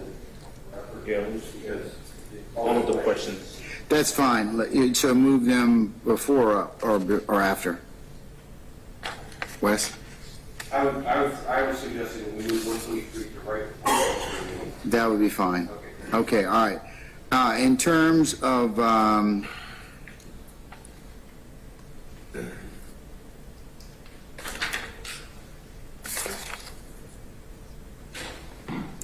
Okay, as in terms of 129, if somebody says they listen to rap or rap, hip-hop or rap, you can ask them their opinion at that point in time in individual voir dire. Okay, so I'm going to delete 129, but it's for general voir dire, not for individual voir dire. You can ask that appropriately. All right, what about 130? Your Honor, we object to 130, 132, and 133, and asking the... Okay, let's do 130 first. Do you associate hip-hop artists and rappers with criminal behavior or believe they break the law more than average citizens? I'm inclined to delete that. Anybody from the defense want to have any discussion about it? Yes, I'd like that to be kept, and I think it's an extremely pertinent inquiry of the jury. I mean, I don't think we can, if we're just talking, I don't think we can really pretend that there aren't images associated with rappers and any connection to criminal behavior. That, quite frankly, is what this case is about. That's why the state has injected lyrics and videos into their indictment. So I think the opinions of these potential jurors in regards to that is very important. We need to know as they're coming in. Man, them opinions are not important, man. Rappers, where there are several in this case, with criminal behavior. It goes to bias. And Your Honor, I'd ask that I submit to the court that is asking the jury to prejudge. I would ask that you should not just be the judged court not just because you're a allow, rapper. Such a question as this. See, It's no different than do you rappers in a believe category you should already, believe a man. police officer over anyone else. Asking whether or not they believe a certain group of individuals breaks the laws more than average citizens is asking the jury to prejudge evidence that they may see or hear in this case. And we submit that this question, simply because it contains an element or an aspect of this case, doesn't make it any different than asking whether they believe women more than men commit crimes. And I would ask that the court not allow this question to that be question asked, don't make sense, man. as it is asking the jury to prejudge. Get them up out of there, evidence that they man. may Get them hear up in out this of there. case. Your You don't know what he's talking about. This matter does not in any way ask the jury to prejudge anything in this matter. It's asking whether or not they associate, which is going directly to their biases, which is what we're trying to find out in this particular matter. And I believe that 130, 132, and 133 should be admitted, but also they should be admitted with simply yes or no, because these are yes or no questions.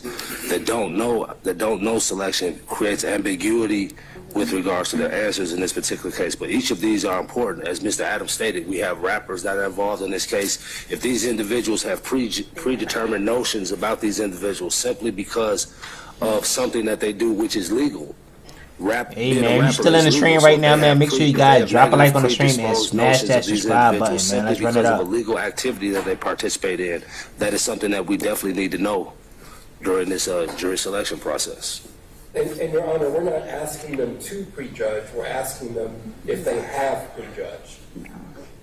The problem I have with these questions is that it may run afoul of inserting or character or some other things that may kind of be improper. I mean, I know what you're getting at, but I don't think I could necessarily ask that particular question. And the 130, that's framed, 131 is framed.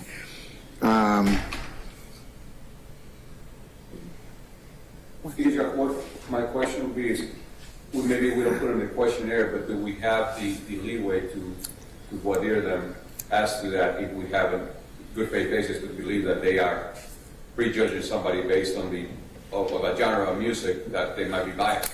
Your Honor, I'd ask that the court reserve any kind of ruling as to that question until such time as an improper question is asked, or until such time as a question is asked, and allow the state to make an objection as to it. I would ask that the court not at this time allow these questions to go out with as part of the jury questionnaire 130, 131, 132, and 133. Well, let's deal with 130 and 131 first, okay? All right.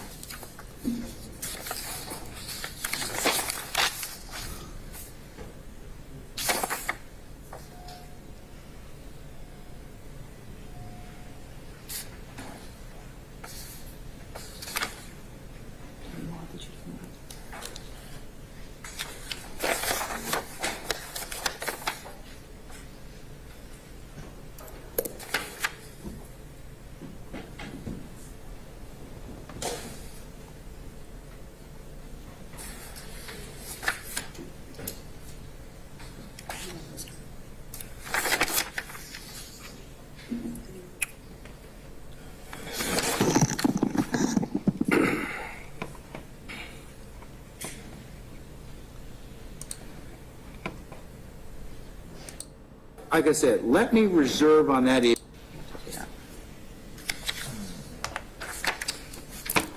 Okay, I'm not going to ask 130 as part of the general voir dire.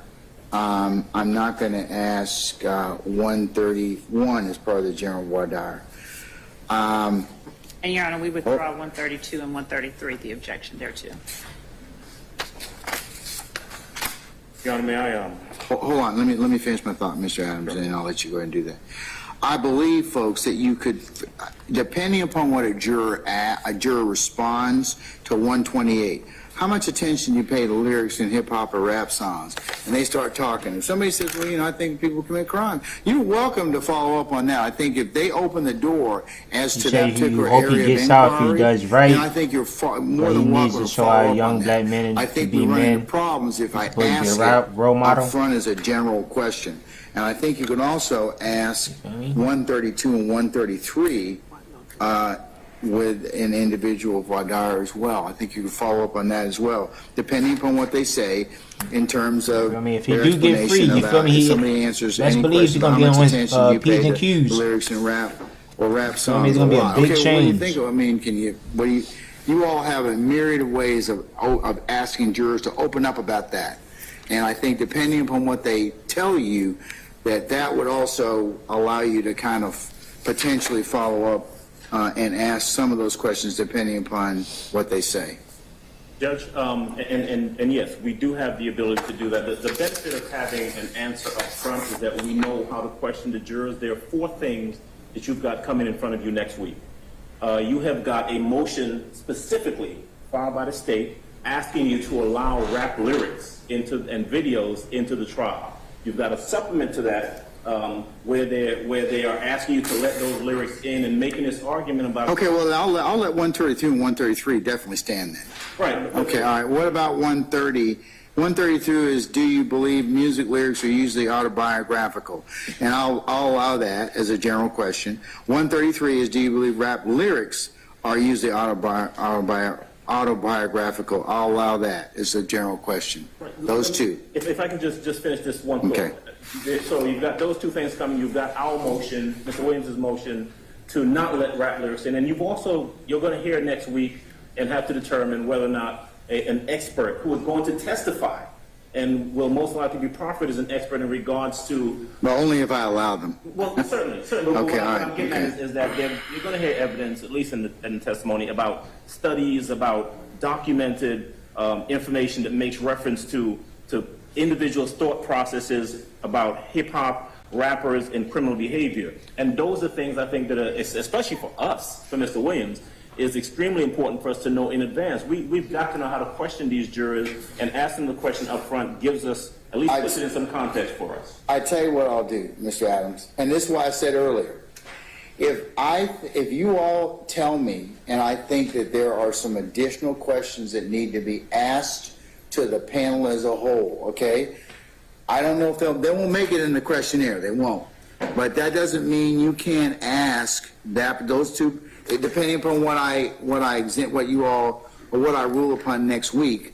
If those questions become relevant, then I will certainly allow you to ask them either as I won't be able to pen and ink them to the questionnaire, but I'll let you ask them as an individual question, individual examination of the panel, or I might be able to say, okay, panel, I have a question for you as a whole, and I'll address that way. Yes, sir. So yes, you just need to remind me, but depending upon how I rule, I know you will, but depending upon how I rule, and that's why I said there may be some other things that come out that may not be fairly contained in this questionnaire that I will reserve and allow you to ask that particular panel that we're asking at that point in time. I'll ask that question as a general question to the panel before you all begin. Okay? Okay. All right. Your Honor, if I just may. No. Okay. You may not. Thank you. Yes, Mr. Johnson. Oh, no, I was going to say, Your Honor. Go ahead, sir. As it relates to number 130, I believe that, I understand what you're saying about the ability to follow up, but I agree with Mr. Adams that this is something that we would need to know up front. I can't do that until I hear that expert and determine whether or not it's relevant. I also have some problems that it might just be a flat out improper question. I mean, because you're asking about criminal behavior, but if you allow, like I said, let me reserve on that issue until I hear some more testimony. It might be relevant. And I guess the only thing I would say, Your Honor, the way the question is posed is similar to if we had an individual, another African-American on the stand, and we asked the jurors, do you believe that young African-American men commit more crimes than the average citizen? I wouldn't let you ask that question. Okay. I wouldn't. I wouldn't, but, yeah. I mean, but I've heard that question asked before. I'm not going to ask you where, but, okay, but no, I wouldn't allow that. Okay. So, Mr. Brott says he wouldn't allow that either, and by implication, probably Mr. Harvey, okay, but, okay, all right. Anything else, sir? Okay, all right, okay. Okay, all right, so I'll reserve that issue until I hear some more, and then I'll, depending upon, we can revisit that at that point in time. Okay, continuing on, yes, I'm not going to ask. We're going to keep 132 and 133, Wes, yes. How about 134 or 135? That's the record label YSL and Young Slime Life. That's 134 and 135. Any objection? I believe the section, if yes, could be followed up within the general questions. Because, I mean, that's basically asking their opinion. What are you talking about, Mr. Johnson? Well, they're asking, what do you know about Young Slime Life? That's similar to this. Okay, I'll just say yes. I'll go ahead and mark out, if yes, what do you know about Young Slime Life? I'll let you follow up on that. I will omit or take that out. Okay, 136, 137, or 138?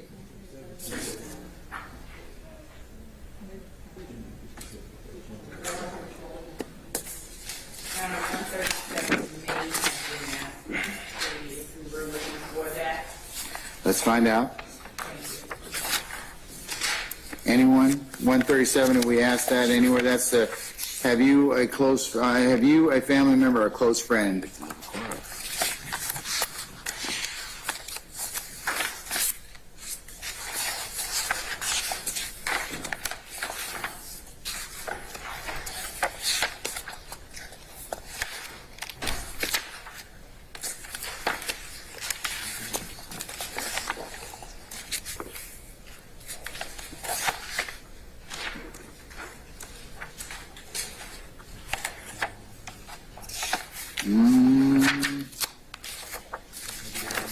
I don't think we've asked that.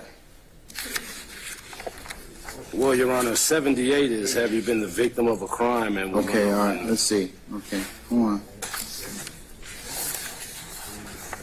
78 is, 79 is, have you, your parents, siblings, or spouses been a victim of a crime? Number 80 is, have you ever witnessed a crime? Yeah, I'm going to take one, I'll omit 137. I think we've asked that already, and several other questions. What about 138? 136 is fine. 138, what about 138?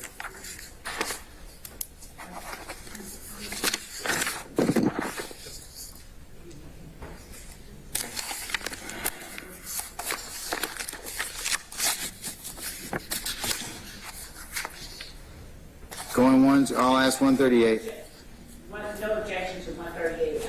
Your Honor, I'd ask that the court make sure that all of the questions in 137 were previously asked.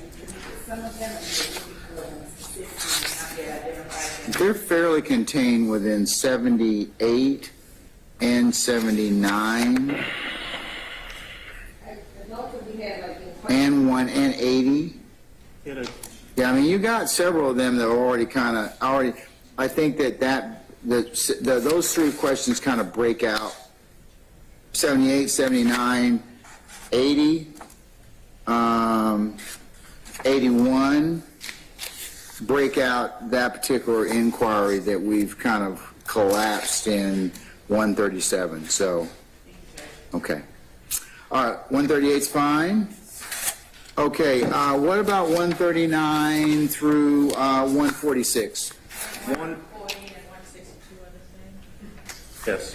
I'm sorry, Ms. Bernard? 140 and 162 are the same? 140 and 152. 62. 162. Your Honor, just get to the ones that are duplicative of the ones that have been previously asked, that the court allows us to address them, but as of now, 140 hasn't been asked, so. No, she's right. She's just saying it's duplicative of 162. So, I'll ask 140. I'll delete 162.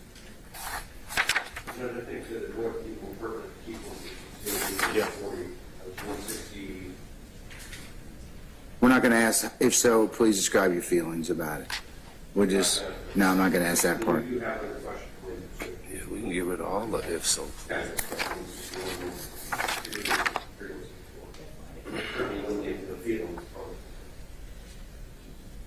We could ask, we could move like 161 to above 140. Like, has anyone else, has someone ever taken a photo of you without your knowledge? And then move it above 140. Have you ever had a photo of you posted to social media without your knowledge?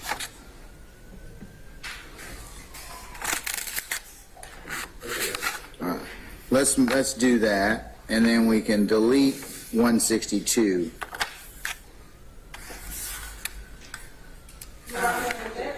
Those list of questions, 161 through 168, all of it deal with photos over social media. So can we keep those block of questions together? Well, let's find out. First, let me find out.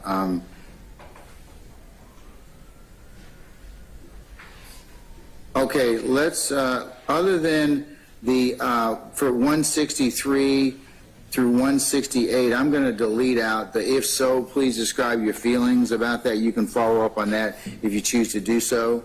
But I'll move those as a block to above, to continue, to keep those with social media. So we'll ask the photo without your knowledge. We'll ask posting to social media, and then we'll follow that with the questions in 63, 163, 164, 165, 166, 167, and 168, less the if so, please describe. All right? Okay, all right, let me go back to 141. 141 or 146, any issues through those? I think 141, do you own a firearm, is the same as 169. Do you own a firearm? Okay. Right. Let's do this. Yes, we will delete out 169. Speak up, hold on, madam, go ahead. 142 and 175. All right. Okay, we will delete the, on 142, we'll do if yes, please describe, and then we will delete out the 175. Okay, what about 176 related to 142? 176, do you keep a firearm in your vehicle? No, do you believe that use of marijuana leads to crime? 76. Yeah, I'm gonna take that out. I'm gonna delete out 176. All right, so about the firearm, going back to 141, do you own a firearm? Yes. Do you keep it in your vehicle? Yes or no? Any other questions related or that need to be grouped with that firearm question? Yes, Your Honor, 170. 170 is, do you have a relative that owns a firearm? Okay, we can move that, Wes. So I would, respectfully, I would suggest if we just take out 141, You can leave then we can leave 169, which is you own a firearm. 170, have a relative that owns a firearm. 171, do you keep a firearm in your vehicle? All of those. I'm okay with that. Okay. I'm okay with that. So Wes, delete out 141, and then just keep 169 through 172 as a block, please. Okay, all right. Now, can I go back to 143? Is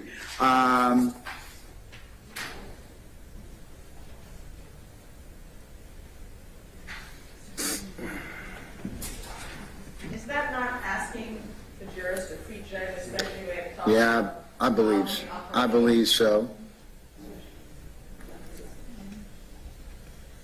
I'm talking about 143. Okay. And, And if you stop at games, I'm sorry? if you stop at games, I believe that it would. Do you have any specialized training or education about criminal street gangs, including how they operate, how people join, are recruited, are pressured, or threatened to join? Or are pressured or threatened to join, like, it's an area that needs to be removed, I think. Or we can just stop at games. Stop with gangs and we can follow. 143. Right. All right, I'll stop at gangs, and as a question mark, and you can add, if they do, you can ask any of the other questions, how they operate, how people join, are recruited, are pressured to join, if applicable, okay? Yes, Your Honor. Thank All right. You get that, Wes? So we're just striking that second part, finding concluded? Yes, sir. Just put a question mark next to 143, gangs, okay. Afterward, gangs. 144? All right, I'm going to ask 144. 145? I think you need to take out that pressure. Right, just question mark at the end of gang. Up at the end of the gang. And that's it. So would you like me to delete out, Or with pressure or threatened to join a gang. all right, so I'll just end at the disjunctive or and put a question mark in front of or and delete the rest. Is that what everybody's saying? Yes. Okay, all right. Do you get that, Wes? Have you, a family member or someone close to you, ever been involved or affiliated with a gang? Okay, all right. All right, what about 146?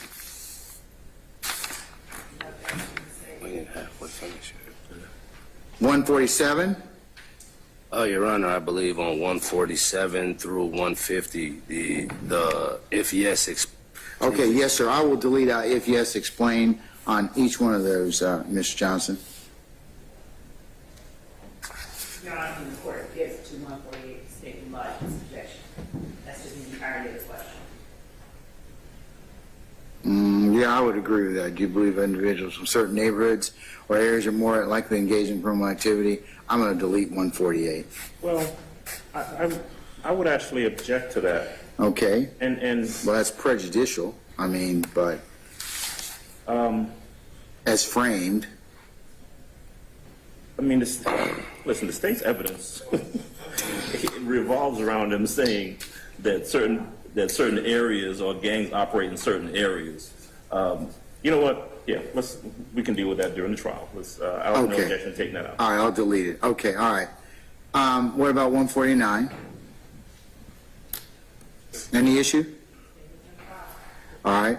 150, I've deleted out. That's involving 30 deep. I'm going to just delete out if yes, please explain your familiarity. Okay? All right. Your Honor, I'm just trying to understand. If you look at number 149, when they ask, has anyone ever participated in an anti-gang campaign education program? What the state is attempting to elicit, well, I'm sorry, they have no objection to it. So this particular question elicits to see if anyone has basically a prejudice against the prosecution of gangs or anything else like that. Well, they're entitled to a fair trial like you are as well, and they can ask those questions. I understand entitled to do it. But this question seeks to find out prejudices prior to entering the situation, which is what we've been talking about the questions that we had before, trying to find out prejudice that are established upon entering the trial.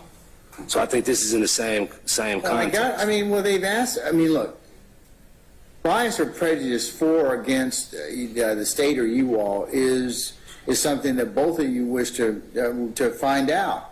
Whether or not, and it kind of strikes at the heart of,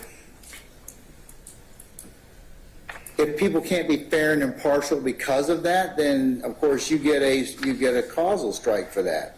So I would think you'd want to know that.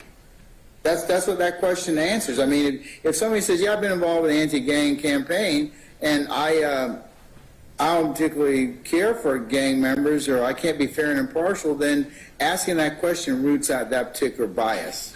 And given the answer of the court, what would be the difference than an individual saying, oh, I don't like rappers, or I don't like people who make... Well, then you ask the same thing. There may be evidence that several of these people may be rappers. Do you think that you could give them a fair trial? They may say, no, I can't.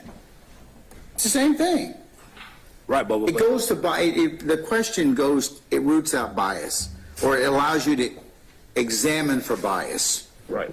Because then you also get asked, well, why did you involve or why did you get involved with an anti-gang campaign? It also allows you to ask some individual follow-up on that particular issue, which might be helpful to you. Oh, I don't have a problem with it being in, Your Honor. I was just asking. Well, then why are you sweating me, man? The reason being, Your Honor... If you don't have any problem with it being in, why are you sweating me? Because I have a problem with some of the stuff that was put out before. Well, that's that. This is this question. No. Remember, I can't remember. Not the Oracle of Delphi. I mean, Mr. Harvey knows who that is, okay? All right? Hey, wait a minute. All right. Who that is? In fact, I think he may have met the Oracle of Delphi at some point in time. Okay, that's right. But I can't rule on that until, remember, if you have some questions which might be appropriate because of what's developed next week, I'll be more, like I said, that's what I told you to begin with. There may be some things that I need to go ahead and add given what's develops. So if it's relevant, you can, like I told Mr. Adams, please, I know that you will remind me of that. Judge, we heard from such and such, this is relevant, we need to ask the panel as a whole this particular question. I agree. Okay? Yes, Your Honor. All right. So I'm going to leave that in, 149. Oh, I should say 149, that's the anti-gang campaign or educational program. 30 deep, we've already talked about. I'll delete out the if yes, please explain. I think we're at 151 now.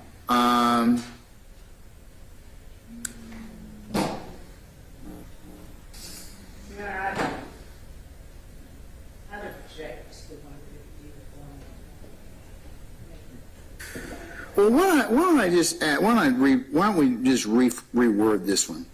Have you had any experiences with gangs that would prevent you or make it difficult for you to evaluate this case in an impartial manner? And just, they say yes, you can follow up on it. I'll delete out the definitely, probably, possibly, not likely, not at all. Okay? So the question will be rephrased. 151, would any experiences you've had with gangs that would prevent you from or make it difficult for you to evaluate this case in an impartial manner? Now, you said first, have you had any experiences with gangs? have you had any experience with gangs that prevent you? You get that, Wes? Yes, sir. Okay. And then the disjunctive is, or make it difficult for you to evaluate this case in an impartial manner, and then delete out the choices. Okay? The definitely, probably, possibly, not likely at all. Can we delete that out, Wes? Yes, sir. Okay, good. All right. Okay, what about 152? I object, Your Honor. I'd ask, or state that it is asking the jury to prejudge a different than... You're going to ask, look, you have asked me, because your investigator has asked me to take photos of many of these people. You, to reject or disbelieve that person? no, I mean, the thing about it is, I don't mind, do you have any opinions or feelings about tattoos on the face, but does it cause you to reject or disbelieve? That's like asking... okay, Right. yeah, I think we need to probably reword that. So first of all, Yeah, probably need to if I may, reword it. 152 is very similar to 195. I hadn't gotten to 195. No, I'm just trying to point out, I think they're almost basically the same. They're worded differently, but they're kind of the same. Well, I can't ask 195 because that I'm going to delete 195 out because that's improper. That's an improper question.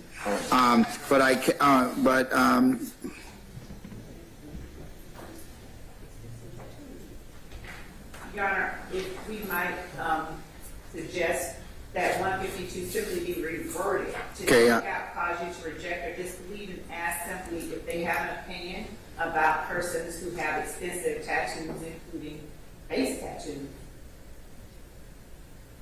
Well, what's the definition of extensive?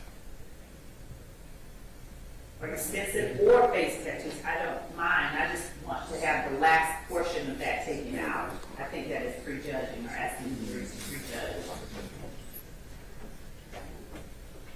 Why don't I add this? Why don't I do this? Do you have an opinion of a person who has extensive tattoos, including the face? That's fine. And I'll just add, and then you can just, as they say, yes. My question would be, what is the definition of extensive? That's a relative term. Well, what do you mean by extensive? It's not my question. How about I just change it, Mr. Johnson? Do you have an opinion about a person who has facial tattoos? Does facial tattoos? Facial tattoos? Do you have any opinion? Or head and neck tattoos? Let's do head and who has head and neck tattoos. That's what you've asked me in this question, right? We're asking this question. And then if they say yes, yes or no, and then if they say yes, you can follow up on it.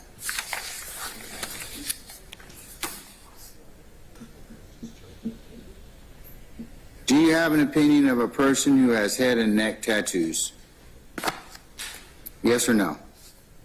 All right, I'll reword it to that. That's Vice Mr. Johnson? Yes, Your Honor. Okay, all right. Okay, what about 153? I object to 153, describing your feelings about someone who has dreadlocks and tattoos, who wears jewelry, baggy pants, hoodies, colors, who flashes guns, cash, or gang signs. Describe your feelings.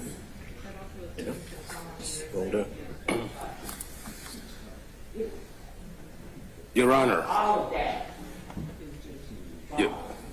Your Honor, part of the, Improper form, Well, you could ask it this way. judge. Do you have feelings about someone who has dreadlocks and tattoos, who wears jewelry, baggy pants, hoodies, colors, flashes cash, or gang signs? Or Judge, if the court is going to say that, ask it in the alternative, do you have an opinion about someone who either wears dreadlocks, or has tattoos, or wears jewelry, or wears baggy pants, or wears hoodies, or I don't even know what the colors in quotation marks is meant to suggest, or who flashes guns, or Gang signs. just all of it. I mean, At least ask it in the alternative. digging into the weeds now, I don't have a problem with the question. I mean, I think a person of general knowledge and, can read that and interpret it for what it is and give their opinion. It's assuming that a person would do all of that. I mean, it's collapsing all of Yeah, it does kind of collapse it into a stereotypical maybe person. So let's just break that out, okay? You can list them. Yes. List them like in question 151 that we Yeah. took out, but in this question, if you list them, Wes, can we do that? Do you have an opinion, good or bad about this. no, just put, do you have an opinion about a person who either, and then, has dreadlocks and, Tattoos. okay, or tattoos, or wears jewelry, or baggy pants, or hoodies, or colors. What is color? I mean, my wife has jewelry. She's got a tattoo. Or colors. I don't know text, what colors? It's baggy and black sometimes. She wears hoodies. Well, then say pink and black. Do you have a problem with people who wear pink and black colors? just today. Colors? I'm just joking. No, I love that color. Or red and black coming up this weekend. Hey, Iowa State. hey, that's right. And Your Honor, on 153, can we also, when you have this, can we put on social media at the end of it? No, No, we're getting there. no. Just take out colors. I don't even know how to. If somebody can tell me how to frame colors, well, I'll put it in. If not, I'll take it out. Your Honor, there was a Supreme Court case earlier this year that literally held that defense tried to argue that it was ineffective not to object to your questions about a picture with the defendant wearing red, which they said was, the defense said was gang related. The court basically completely rejected that argument, and some highlights of the oral argument included references to UGA and other sports teams. Colors doesn't mean anything. That's basically what the Supreme Court found earlier this year in Curtis versus State. Yeah, that's because none of them wear any colors. So don't let the expert come in and talk about no game colors. Colors don't mean nothing. So I think Mr. Rosenwald is saying is I can delete out colors and be comfortable with that, right, Mr. Rosenwald? Okay, all right. Folks, if you have something, no, in all seriousness, if you have a way for me to phrase it, that's fine. I'll consider it. But I don't think in and of itself, it colors kind of drives the analysis. But I can add, or flashes guns, or flashes cash, or flashes gang signs. I got those. All right. What about 154? 55? 56? Motherfuckers are relevant. Do any of the children in the neighborhood get in trouble?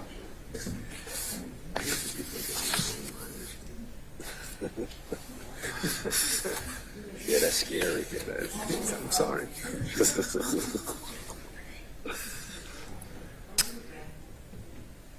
Yeah, it is simply overly broad. Yeah, I agree. I'm going to go ahead and delete it out. I'll delete 156. I'll delete 157. 158's appropriate. 159 is, I think that's appropriate. it's, well, well, it's not really duplicative, but it's, What is it, relevant? what's trouble? Okay, let's put in any criminal trouble. How about that? Oh, I like Yeah, I that. like that. Put in criminal trouble. Well, then that might, well, I mean, I think that's what the question's really getting at. I'm sorry? Asked if they know anybody who has been accused of, convicted, arrested for, charged with. Yeah, I think that's probably, that's appropriate, so I'll delete out 159. I'll leave in 160, you're still friends today. You cover 161, 162, 163, 164, 165 is fine, 166, 167, 168 we've dealt with already. We've taken care of the firearm question. Yes, I did, ma'am. I did.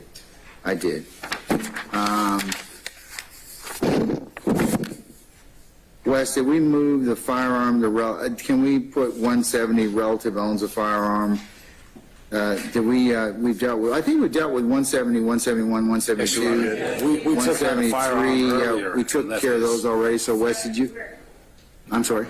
We're at 173 today. Okay, so 170 through 172 we dealt with already. All right, what about 173? State objects, Your Honor. And we object to 174 as well.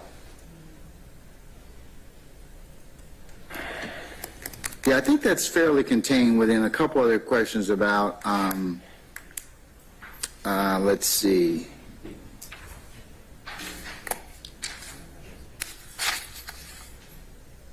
About accusation of a crime, accusation or accused of a crime.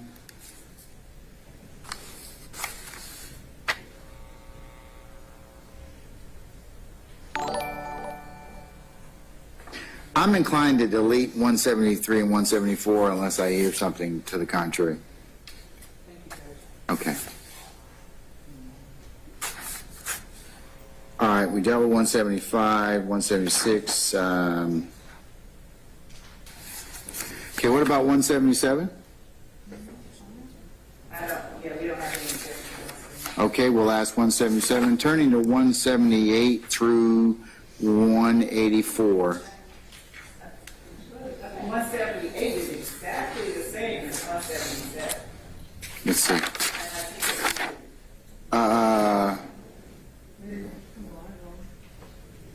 And the briefly part, I asked that the court take out. I'm sorry, about what? So 178. Oh, well, I can either ask 177 or 178. I'd ask that the court ask 177 and not.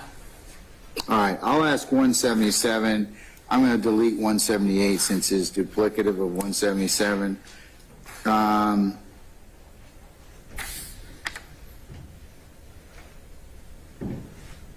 Actually, 179 is actually a better question.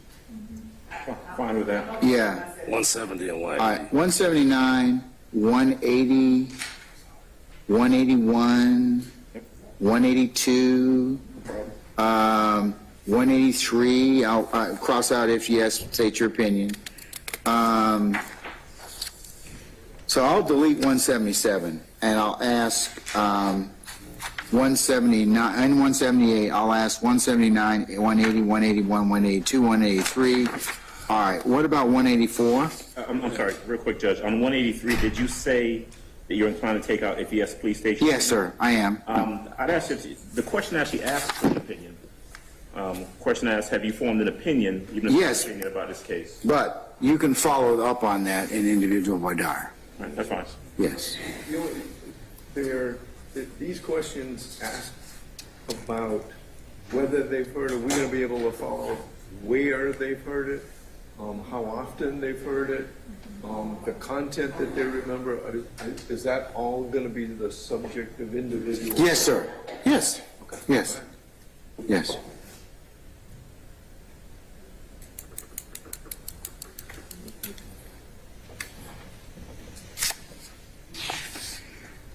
All right, anything else? We're down to 184.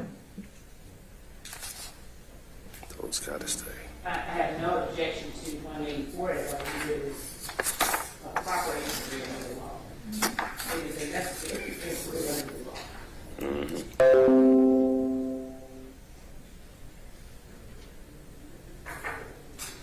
law. Okay, what about 185? All right, 186 is probably not proper. Wait, where were we on 185? 185, the state has no objection as to that. Okay, well, I think I do. Okay? I mean, are you willing to put it aside? That's not the gravamen of the test as to whether or not they're qualified. I think that's something ultimately that the court is going to have to decide. Okay, I'm sorry, I didn't mean to interrupt you. Go ahead, finish your thought. Finish your thought, sir. Just a positive answer. That's the precise question that they talk about rehabilitation. Oh, are you willing to set aside everything? Yeah. Thank you, you're qualified. So I object to asking that question. At the end of the day, you're going to have to make that determination. And we get to examine them about publicity first. So I do object to that question. I don't. You know, Mr. Harvey's correct. I think I might just wait and that may be a question. I may have to kind of ask them, or you all may have to ask them, hey, do you understand that you know, despite the fact there may be pretrial publicity, that you can only base or make a decision in this case based upon what you hear in the four walls of this courtroom.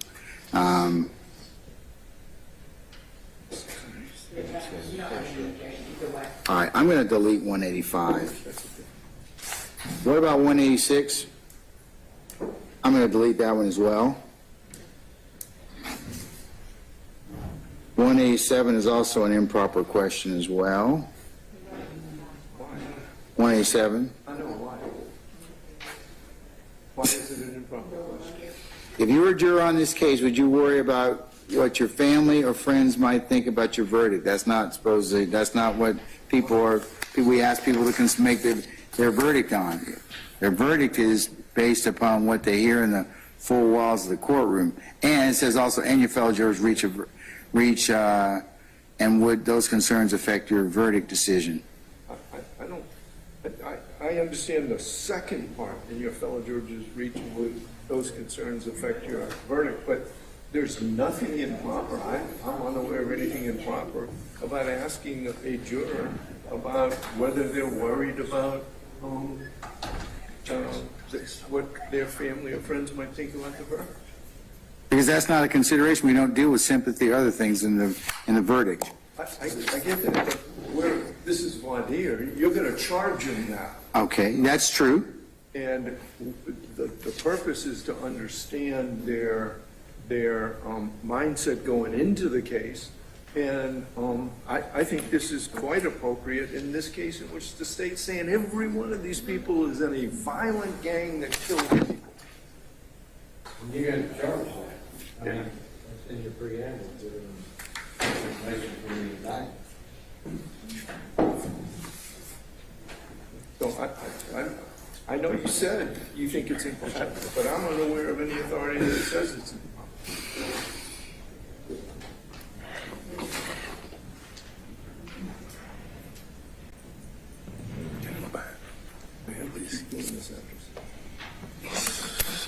I just got my second win. Yeah, you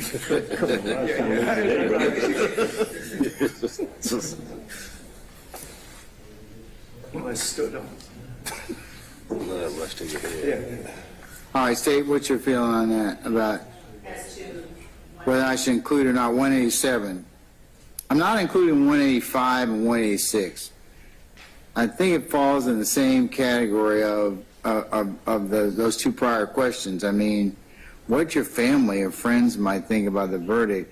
I think the issue I understand Mr. Harvey's question, but I think that the end of that kind of is bothersome to me, and your fellow jurors reaching with those concerns. And I said stop right before the conjunctive, not the disjunctive. And Your Honor, if the court were even inclined to ask a question of the nature 187, I believe that, 186 would be a better generalized question than 187. And that's fine. If you're gonna take out 185, and you take out 187 and leave 186, I hate to say it, but I agree with the state. Don't put that on the record.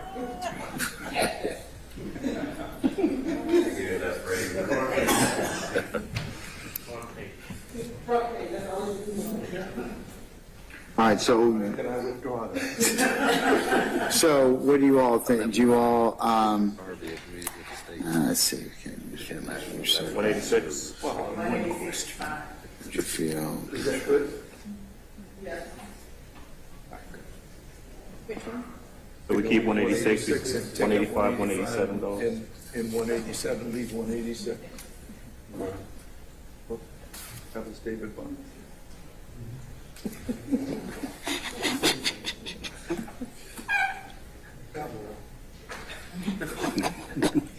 Okay, Wes, we'll delete 185 and 187. We'll include 186, okay?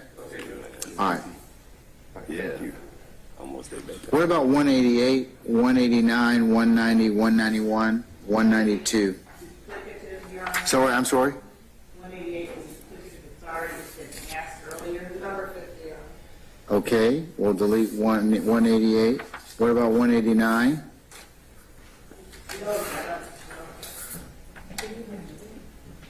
All right, what about 190? Where do you get your news? I think that's asked earlier. What question? I believe the prior question was about where did they get information about this case. This is a more generalized question. Nah, it's a little different, so. We could actually, It's 52. We frequently follow news reports concerning current events. If yes, please describe or not. so 52's already been asked, so we'll delete out 190. But 190 is broader. I don't mind 190 or 52. I just hear them.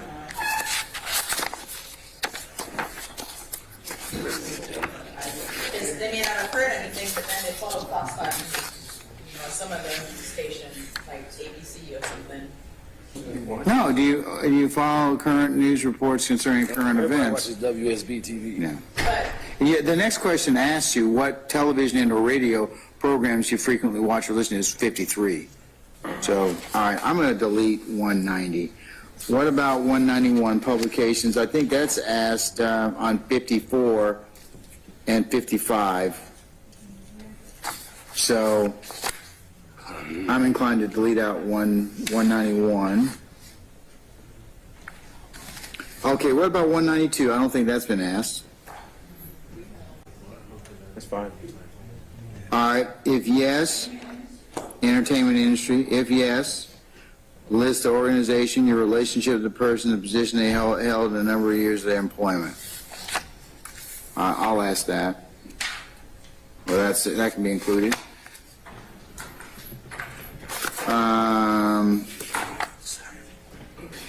Yeah, what about 193? Less the if yes, please explain. I would take out strong, only because somebody might have an opinion. Yes, I'll take out omit strong. Do you have any opinions one way or another about private gun ownership? Yes or no? Okay, I'm just going to take out if yes, please explain.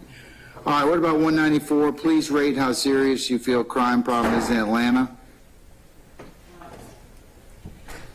Enormous, a fairly big problem, somewhat a problem, not much of a problem, no problem at all.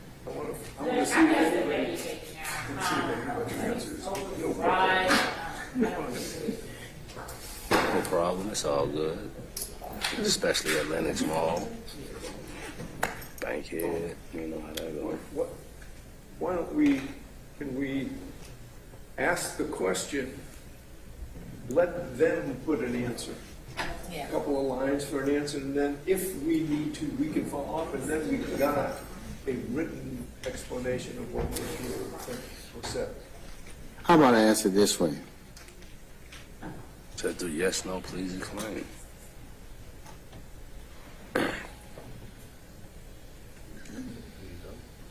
Your Honor, this might be one of the questions where a simple yes, no, and please explain might be appropriate.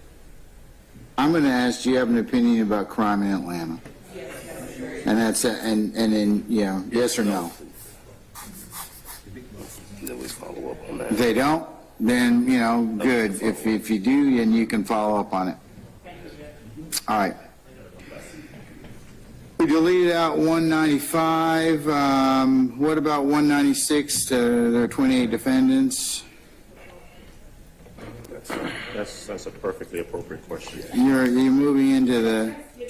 It's literally giving them the instruction that the court basically telling them the law. It's not even a question. I object to 196, and then the following question. So I guess there's a paragraph. I object to the paragraph. And then do you agree or disagree with this principle of proof beyond a reasonable doubt? I object to that as improper. Would you be willing and able to apply that principle to each defendant? I object to that, the entirety of 196. No problem.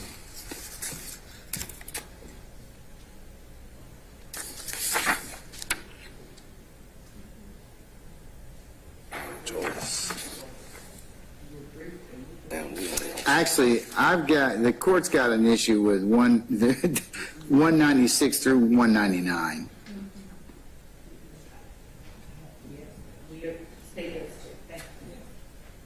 Anybody from the defense wish to have any argument about 196, that's the 28 defendants.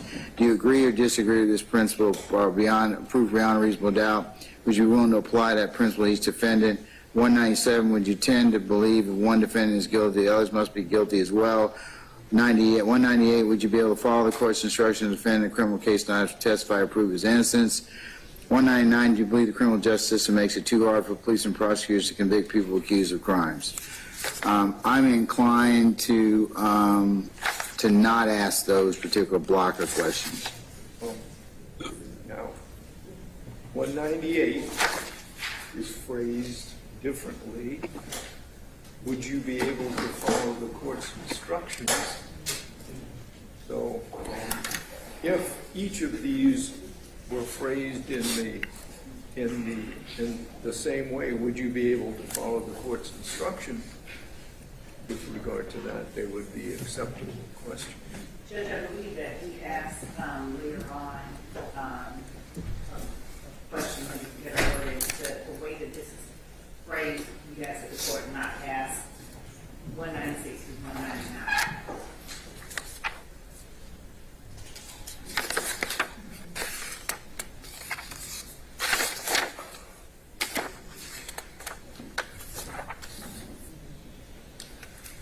And Your Honor, 201.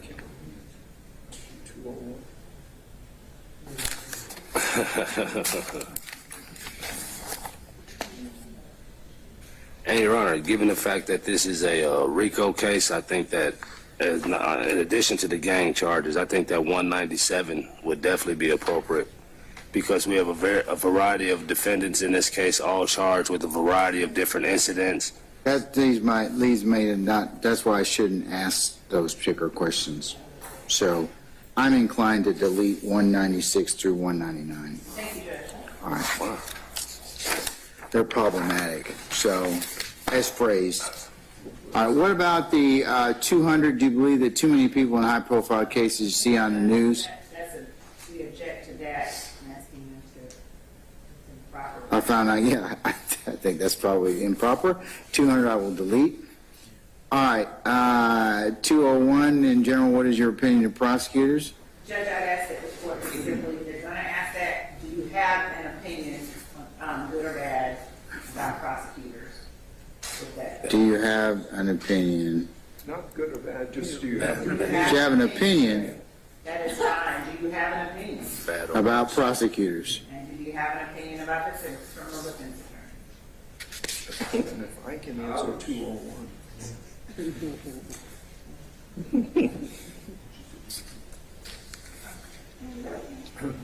About criminal defense lawyers. Okay, all right. That'll be two separate questions. Oh, yeah, I'm going to ask, 201 is, do you have an opinion about prosecutors? And then we'll delete out the rest of the very positive choices. And then 202 will be, do you have an opinion about criminal defense lawyers? And we'll delete out the same. And how are they going to, And then you say, if yes, please explain. No, just say, do you have an opinion? If they don't have an opinion, then you won't ask them anything. I got it. But there's got to be a line that says yes or no, right? No, if you don't have an opinion, you just don't raise your hand. They fill it out with the question and say yes or no. Yeah. I don't know. And just put it on there, man. You got it on there. Every question. Like every other question. Yes or no? Like every other. Wes, you can add that after the, okay? All right. Okay, 203. Object, Your Honor. Prejudging. Yeah, we don't usually ask that, but our credibility of law enforcement. I'll omit 203. 204, I can't introduce that either. Plea bargaining. 205 is duplicative of something we've already admitted. 206 asked about me. That's proper. It is. I mean, it is. You have a case signed to me. Yes, that's proper as well. Yeah. There's always, there's always somebody. Please, Mr. Harvey. Detail. Leave the rest of the page blank for that. Right, okay. Sure, I got one. Okay, all right.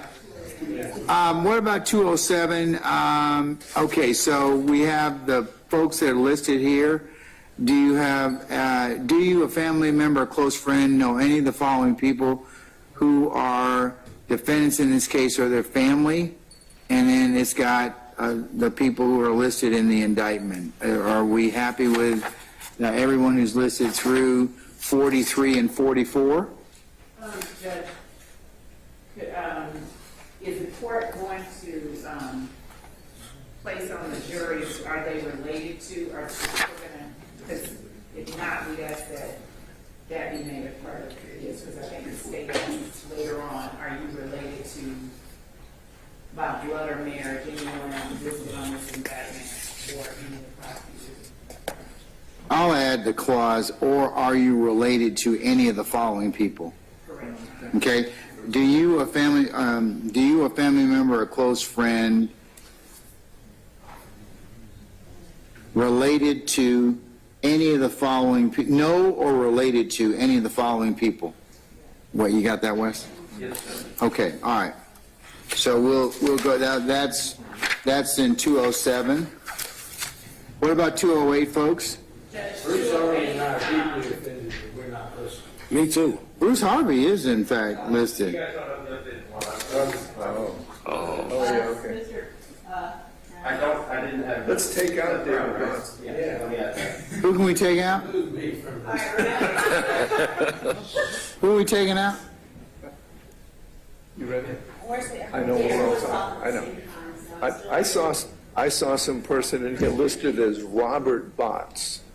We need to take out Robert Botts because nobody knows Robert Botts. I was just asked that question. So Wes, we can change Mr. Botts' first name to David. Yeah, thank you. Okay. Little David. Little David. L-I-apostrophe-L. Stop it. What about it? All right, is everybody listening 208 fine? Venera. Who? Has Overton been taken out? I've taken over the, yes, ma'am. What was wrong with it? We need to take out John Floyd. Oh, I think we've done that one, right? What was wrong? No, Mr. Floyd's no longer. Can I take out Mr. Floyd, John Floyd?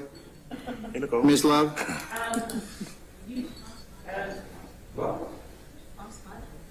He was I don't get at in the court's discretion. He doesn't work for your office anymore, does he? Okay, I'm going to delete out Mr. No, not Mr. Floyd. I'm sorry, not Mr. Floyd. Okay, yes, Mr. Floyd, we'll leave him in. I'm sorry. Your Honor. Yes. Are we going to take out counsel who have already resolved their cases So, I have this list as I have it currently, for those of you who don't have the updated list, by Ms. Rosenwasser, Mr. Smith, Demetrius, Ms. Love, Ms. Hilton, Mr. Floyd, Mr. Adams, Mr. Steele, Mr. Apt, Ms. Hegarty, Mr. Weinstein, Ms. Cowan, Mr. Giddle, Mr. Jimenez, Mr. Johnson, Mr. Sharp, Mr. Botts, Ms. Bernard, Mr. Partridge, Mr. Harvey, Ms. Westmoreland, Mr. Williams, Mr. Bright, Ms. Fagan, Mr. Matthews, Mr. Menendez, Ms. Gladden, Mr. Hoover. I guess I could remove himself. And you have to add Mr. Matthews Jr. And I was going to add Aaron Matthews Jr. Yes, please. Yes, I'll do that right away. Yeah, Hoover's out. That's who, well, there's two, yeah, there's two Matthews. There's the senior and the junior. Okay, Wes? Yes, sir. Okay, all right, great. All right, 209 was more than fine. Your Honor, we asked that the court amend that to state, have you or anyone you know been represented by either of these attorneys? Any of these attorneys? Any of these defense attorneys? Any of these attorneys, because the court has named prosecutors up there as well.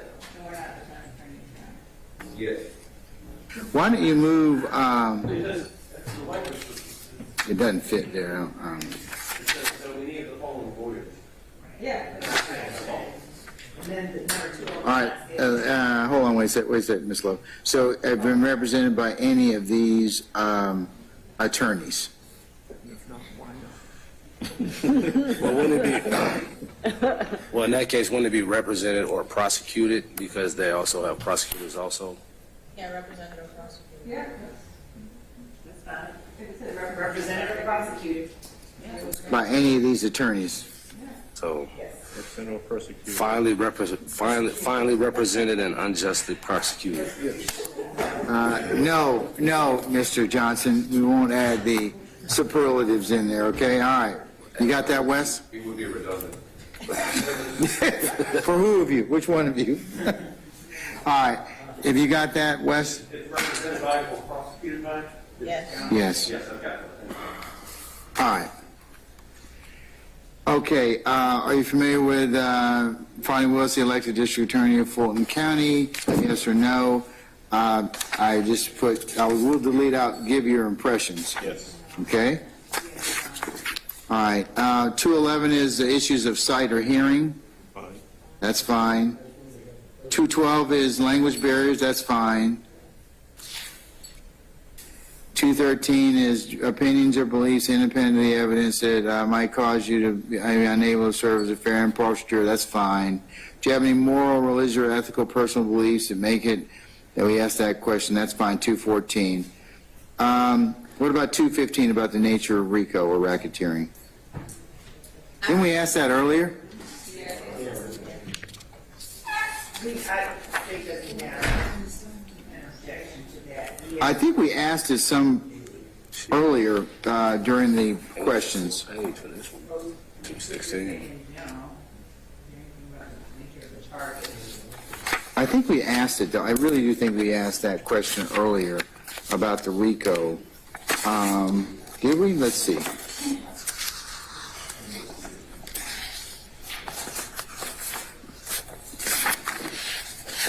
Folks, didn't we ask the RICO question earlier? There was a question about the RICO and a question about gang. Say again? There was a question about the RICO statute, a question about the gang. Which question was that, Mr. Adams? Trying to find it. 94? Yes. Okay, all right, okay. What are your views, what are your views regarding the Georgia RICO and gang laws, if any? All right, And 95 goes on to ask some more questions about your opinion regarding the Georgia RICO and gang laws. We can probably do without 215? 15. Yes. All right, we'll delete 215. All right, what about 216? I'm not inclined to ask that.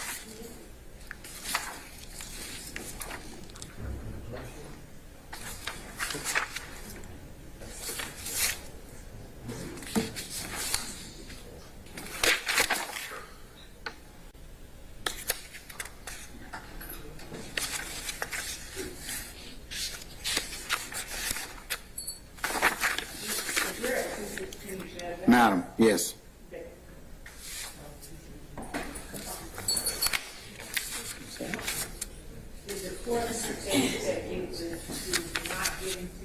I'm inclined not to give 216. Do I have any objection with me giving it, not giving it? I'm inclined not to give it.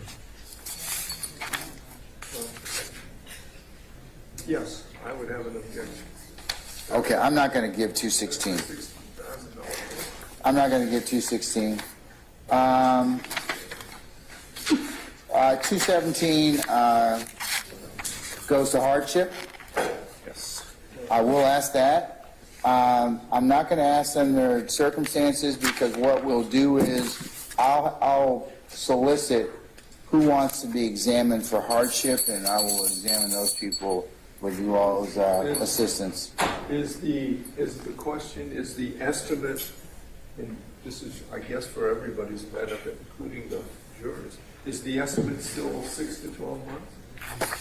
With the number of people who have resolved their case? Judge, I think that it would be safe to give them a broader estimate so that we don't lose people if it extends beyond if we underestimate the time. Right, I think we're gonna- the court doubled my initial. I did because look, over 30 years, I have learned that people, lawyers in particular, are grossly underestimate their time. And you always double what they tell you, and then you're fine. I mean, so you indicated to me at least we could put up in 3 months, but I was like, okay, so that's 6. And I'm also looking at a historical trial you all tried involving the APS, and it went 9 months. So that's why I came up with 6 to 9 months. But given the fact that you have resolved some or whatever, do you wish to reevaluate that? Because you told me to begin with 300 witnesses. So, right, Your Honor, and I think that it's a safe, I think that leaving it as the court has it. But 6 to 9 months would be, or 6 to 12? 6 to 12, it could last, 6 to 12. I think that that's a safer path to take. Well, look, you're gonna lose a number of people who just can't be jurors for that period of time. So I'd like to give them a realistic range. I mean, but if I can serve for the ringing of the bell's not me, it's Jack. Okay. He's getting antsy. That's right. Okay. Do you want me to leave it? What do you? I mean, I'm okay with leaving it as well. I'll leave it. Okay. 6 to 9, 6 to 12, same thing. What about 218? Yeah, I'm going to take out. Do you feel about possibility? I'll take that out. All right. What about 219? About question? Anything else in this questionnaire? That's covered in 359. The last one. But is there any reason I should even ask that question? No. I don't think there is any reason I should ask that either. I'm going to delete out 219 as well as 359. Me too. I'm sorry, Wes? No, we did not. All right. What? Let's go to 220. 220 through 225. Any objection to those questions? So we've asked 223. Right. Judge, and You've asked 223 already? Yeah, because he's a defendant. Okay. All right. I'll delete that out. Okay. Jamari Holmes is the victim in the murder case of Mr. Ryan and Mr. Plea. So we will, I don't have any objection about asking if they know of or are related to. So 220, no objection to that? That's a relationship to Jamari Kishan Holmes? Mr. Holmes is deceased? Yes. 221,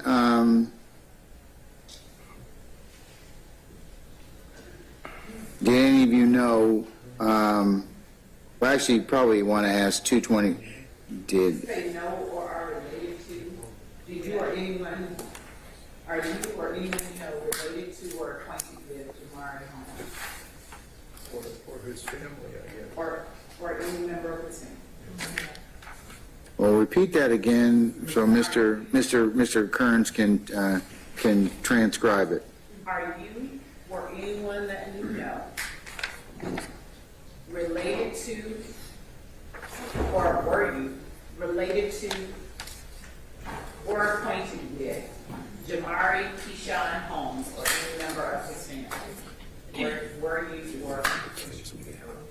know related to or acquainted with Jamari Keyshawn Holmes or any member of his family? Wes, once you get that, go ahead and read it back, please. Yes, sir. Okay. Were you or anyone that you know related to or acquainted with Mark Keyshawn Holmes or any member of his family? All right, I'm going to ask that'll be 220 per se. I mean, whatever Wes paginates it as, but or renumbers it as. But I'm going to delete out 221. Did you know him? Because then that will suffice that. We're going to delete out 222, 223. What about 224? About living in Cleveland area? Yeah, actually, it's 266 as well. Are you at all familiar with Cleveland Avenue in Atlanta? So we asked that the court ask 266 as opposed to more specific. Your Honor, before we move on, can we add Chanel Drinks and Donovan Thomas. Similar questions for that. To which one?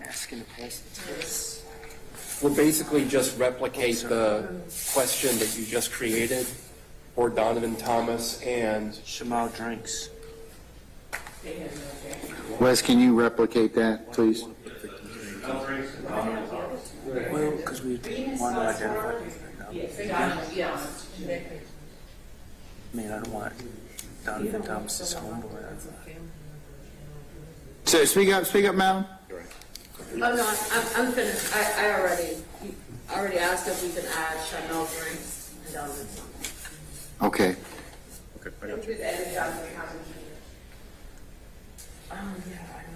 thank you. All right, so you got that, Wes? Mel Briggs and Donovan Thomas? Yes. Junior. There may be some more names, 1 second. There's another murder. These are the murder victims. These are the victims, so that's the only one, the only one I'm going to add right now. All right, so you want me to delete out 225 and ask 266? We do not want that. 266 goes a little bit further. 266 actually starts going into the case in regards to it being, the area being referred to as Cleveland or Cleveland Avenue. We're just trying to get some information as to whether or not they're familiar with that area, I presume. How about we just ask this? Do you have any familiarity with or live in the Cleveland Avenue area of Atlanta? That's fine. Yes or no? Wes, did you get that? Do you have any Familiarity with or the ones that live in the Cleveland Avenue area? yes? Yeah, I'm sorry. Wes? Do you have any familiarity with or live in the Cleveland Avenue area in Atlanta? Way to go. It's that word. And it'll be Wes, yes or no? Way to go, Wes. Okay, and so I'm going to delete out 266, and we will ask that question, and 224 as reframed. Hey, Your Honor. You still want me to ask the Zone 3 question? Same thing. Does that suffice Cleveland Avenue? People don't even know. Some people don't even know they live in what zone they live in anyway, so. Hey, Your Honor. Hold on, let me finish this other, let me finish. Do we have any issues with the Zone 3? Do you want me to delete it out? You want me to include it? I'm gonna delete it. Check. I'm gonna delete it. Okay, all right. So, Mr. Johnson, anything else, sir? I'm gonna delete out Zone 3. Oh, yes, Your Honor. Going back to the question that was posed as it relates to the victim in this case. Which victim? Just the section that's being created for the victims in the questionnaire. I just wanted There's to... 4 people, as I understand it. So Right, there are 4 more I'd like to add. One is an Officer David Rogers, Officer William Johnson, Mr. Willie Moore, and Mr. Darius Smith. Are you related to the same question? What are they witnesses? No, they're victims. Okay, all right, add those 4. Give us those names again. Officer David Rogers, Officer William Johnson, Mr. Willie Moore, and Mr. Darius Smith. The dog approves. Here's a dog. W-I-L-L-I-E, Moore, M-O-O-R-E. And Darius, D-A-R-I-U-S? Yes. I'm sorry, can you tell me the second officer's name, please? William Johnson. Common spelling? Yes. Thank you, sir. And it's David Rogers with the D, R-O-D-G-E-R-S. Thank you, sir. Appreciate it. Your Honor, if I may ask of the court for clarity, will the court be asking the general jury pool the statutory questions verbally?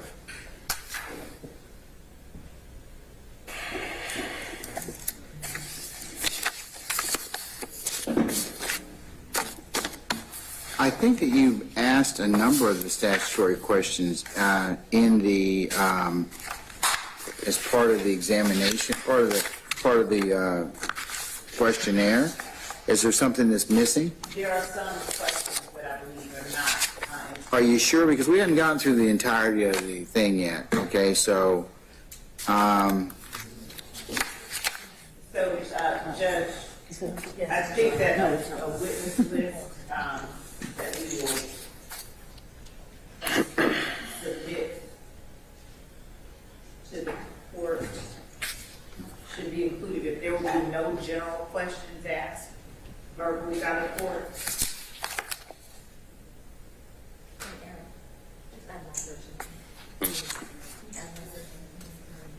Kimberly Craig. How you spell the last name?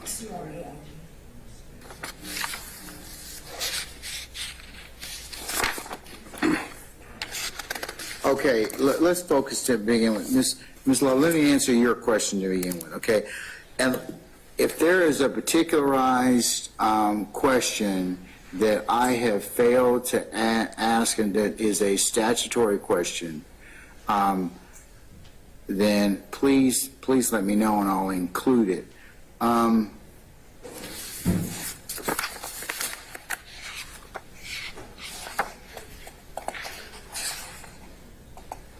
Your Honor. Hold on, just wait.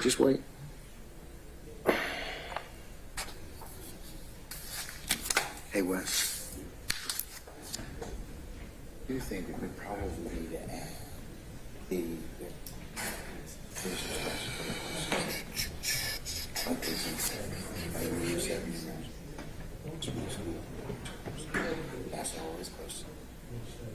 Does anybody have the statutory questions that are required to be asked?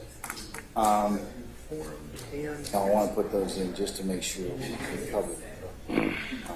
I'm talking about the ones that we ask traditionally of, like, for example, does anyone have any children who are 6 years of age or younger and not able to care for those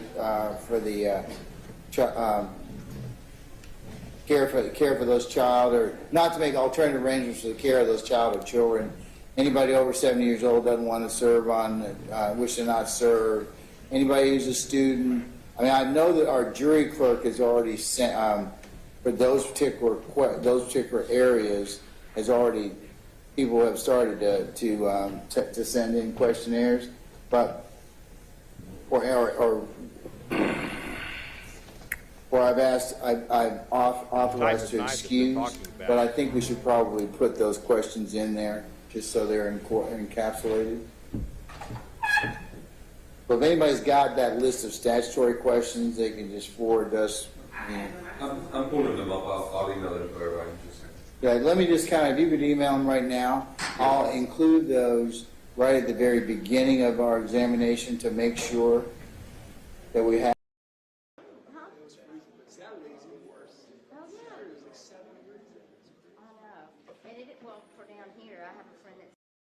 Good morning, Investigator Vivarito. How are you?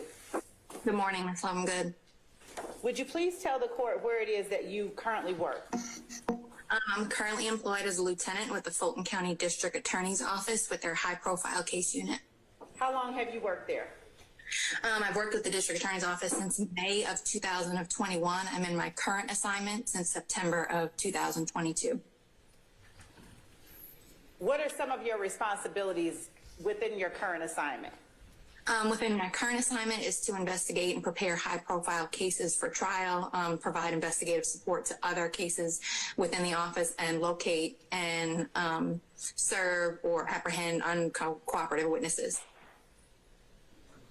Now, prior to working with the Fulton County District Attorney's Office, did you work with any other law enforcement agencies? I did. And what were they? I began my career in 2009 with the Georgia Department of Corrections as a probation officer. During my tenure there, I served as part of the Atlanta Community Impact Program, which was a program that was created between the Department of Corrections and the Atlanta Police Department, which partnered probation officers and APD officers together to help with the supervision of high-risk inmates in an effort to reduce recidivism. Also during my time there and my later years there, I was assigned full-time to the Atlanta Police Department's APEX unit, which is their Atlanta Proactive Enforcement and Interdiction unit, as well as their Violent Repeat Offender unit. And there we would target basically the worst of the worst offenders and see who was suitable for federal prosecution. In 2014, I left the Department of Corrections to handle some family business in New York in 2014, and I took a job with the NYPD. Wasn't very happy there. Once my family issues were resolved, I came back to Atlanta and resumed my career, my life here. I was employed with the Atlanta Police Department in their training academy. I suffered a workman's comp injury after mediation with that was over, and I healed. I was again employed with probation officer, what was now called a community supervision officer, because they had become the Department of Community Supervision. There, my role was security threat group coordinator, and I supervised a caseload of high-risk inmates that were identified as security threat group members or gang members. A few years after returning there, I was promoted to criminal investigator in the special operations section. While there, I was assigned to the GBI Gang Task Force, and that's where I completed the North Central Georgia Law Enforcement Academy in Austell, Georgia. And I spent almost 2 years over at the GBI Gang Task Force before coming to the Atlanta Police Department. The Fulton County District Attorney's Office. Prior to working with the GBI Gang Task Force, what was your training in the area of gangs, and what was, before I get into the next question, which will be what was your exposure personally to gang members within the city of Atlanta? So start with what training specifically have you received in the area of gang identification and culture? Sure. I've completed the 40-hour gang investigator course at the Georgia Public Safety Training Center, also known as GIPSTICS. I've completed both the basic and intermediate gang certification with the Georgia Gang Investigators Association.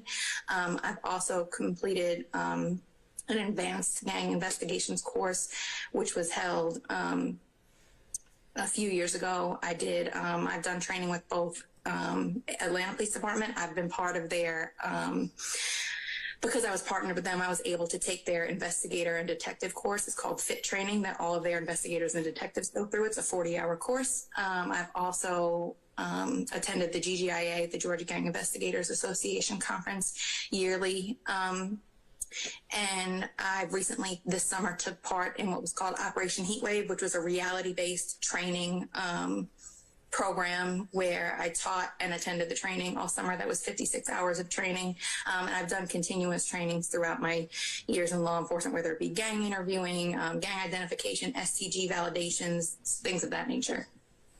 Is your experience with criminal street gangs limited solely to the training that you've received? It is not. Could you tell the court what other experience that you have identifying criminal street gangs and determining the culture of particular criminal street gangs? My experience is a little bit more differently situated than a normal police officer, based on the fact that when I did work in probation and parole, based on the Atlanta Community Impact Program and my partnership with the Atlanta Police Department, I would be out in the community, going to these individuals' homes, speaking with family members, neighbors, people in the community, getting a real full picture of their life. So basically I would be out in the community observing what was taking places in these areas that these defendants were returning back to. So I had a lot of opportunity to dialogue and have conversations with these defendants both in and out of custody. Which gave me a great deal of experience. I was obtained wiretap experience through my assignments, and I was really exposed to a lot of different methods of investigation also. Approximately how many gang members did you interact with during your time with the Department of Community Supervision? Based on my caseload size, we would supervise caseloads in the hundreds in the Atlanta area. I would say hundreds at least. Did you have communication, conversations with them? Yes, absolutely. Based on their supervision level, it would be either a monthly conversation, a quarterly conversation, which would also be required what's called collateral contacts. That means that you speak with a friend, a family member, a neighbor, a service provider, a counselor, something of that nature, to see the full picture of what they have going on, to obtain as much information as you can about their adjustment or how they're doing in society, see if there's any questions or concerns. What methods did you use to monitor probationers who were gang members, or to investigate whether or not certain individuals were committing criminal street gang activity during your time prior to the district attorney's office? Like when I was assigned to the Apex and the VRO unit at APD, I'd monitor weekly or daily arrest reports, crime stats. When I was assigned to when I was the community supervision before going to the GBI, I was also assigned to the APD Gang and Intelligence Unit. So like I said, I'd attend various intelligence meetings, weekly meetings, and just stay abreast of who's been arrested, what's going on in the different areas throughout the city, just to be able to know in real time what was occurring. Did you have an occasion to monitor social media accounts of alleged gang members? Yeah, so social media would play a big role in that now, especially in 2022. Everything has gone virtual or viral when it comes to gangs, so that would be a big portion of it, as well as monitoring jail calls, video visits, jail text messages, phone extractions, things of that nature that we would recover, and other intelligence reports, interviews that may have been conducted by other investigators, or my own interviews. In general, does the general public have access to the investigative means and resources that you have had access to during your time, both with the district attorney's office and before the district attorney's office? No, they would not. Would you give the court some examples of investigative methods and resources that you have access to that the general public does not?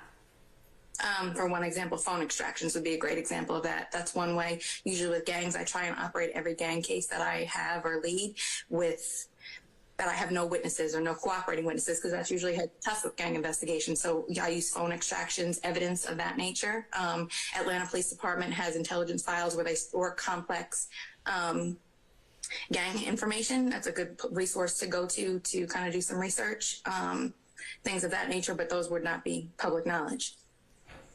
And have you utilized these methods and resources in determining whether or not particular gangs were involved in a particular activity that you have investigated during your time prior to and with the district attorney's office? I have. So several of those methods, whether it be phone extractions, jail calls, police reports, incident reports, cell phone location records, things of that nature. I mean, there's countless ways I've done it over the years. And have you also utilized lawful surveillance technology in order to gain information unknown to the general public?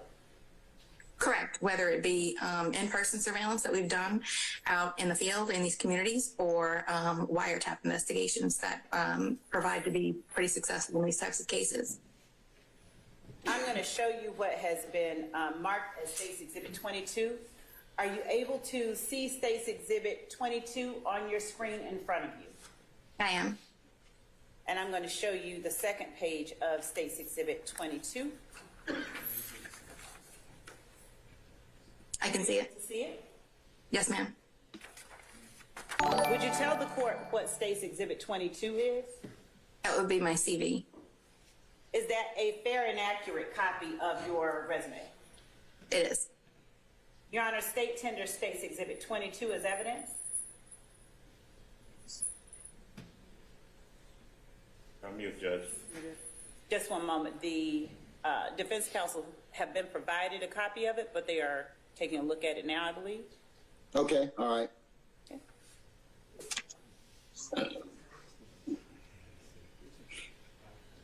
I'm sorry. Your Honor, the state tender states 22 as evidence, and I will speak just a little bit slower for the court reporter, and I'd ask that Lieutenant Viverito do so as well. Gotcha. Any objection to States 22? Hearing none, States 22 is admitted. Thank you, Your Honor. Lieutenant Viverito, would you please tell the court whether or not you've had occasion to interact with defendants or persons who have claimed association or affiliation with a group called Young Slime Life? I have. There are some defendants that I personally have supervised under some sort of community supervision. There are others that I've assisted with their supervision based on things that they've had going on, or that I have joined in partnership either with the Atlanta Police Department or my GBI gang task force to investigate. And there are several defendants that I've interviewed both in and out of custody, as well as their family members. What other interaction and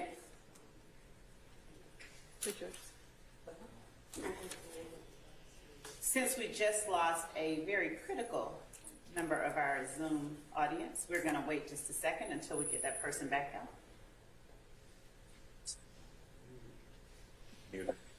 The court is muted right now. I didn't miss anything. I'm just muted, and my camera tends to want to go off sometimes, but I'll let you know if Lieutenant Viverito, would you tell the court specifically about your interaction and what information you've been able to obtain about the group called Young Slime Life? I've been able to obtain information on members, leadership, the way that they operate, crimes that they have committed, rivalries that they have, alliances that they have, ongoing issues that they have within the community, and things of that nature. And how have you been able to obtain that information? Both between in-person interviews as well as evidence that's been recovered during investigations. During your time with the Atlanta Police Department, were you trained in the method and protocol of the Atlanta Police Department in determining whether or not an individual is either associated with or a member of a criminal street gang? Sure. Each agency is pretty much going to have their own standard for what they use to identify a member. So the Atlanta Police Department uses a 6-point criteria that was developed in California years ago. The first point is going to be self-admission. The second is going to be a reliable informant identifying somebody as a member of a gang. The third would be an informant of previously untested reliability. Sorry. For me. It's going to be an informant of previously untested reliability, providing information that can be independently verified. The fourth is going to be an individual that resides or frequents in a particular gang's area, where they adopt hand signs, clothing, style, their affect, things of that nature. And they are associates of known gang members or in the company of known gang members. The fifth is going to be that they are arrested on multiple occasions in the company of known gang members. With offenses that are going to be consistent with criminal street gang activity. And the sixth is going to be that if they don't really meet any of those, but they're frequently hanging out or associated with the members, they'll be identified as an associate. They need to meet one of those criteria by APD standards to be identified as a gang member. Is every group that adopts similar identifying factors considered by you or by the agencies that you've worked with criminal street gangs? No, in order to be labeled or identified as a criminal street gang, you need to engage in criminal street gang activity. One of the offenses that's going to be enumerated or identified as criminal street gang activity per the statute, and you're going to have to do these offenses in furtherance of the gang. And what is it that distinguishes a criminal street gang from a group or organization that maybe adopts the same lingo and colors but isn't involved in criminal activity? I'm sorry, you broke up for a second. Can you repeat the question for me? I can.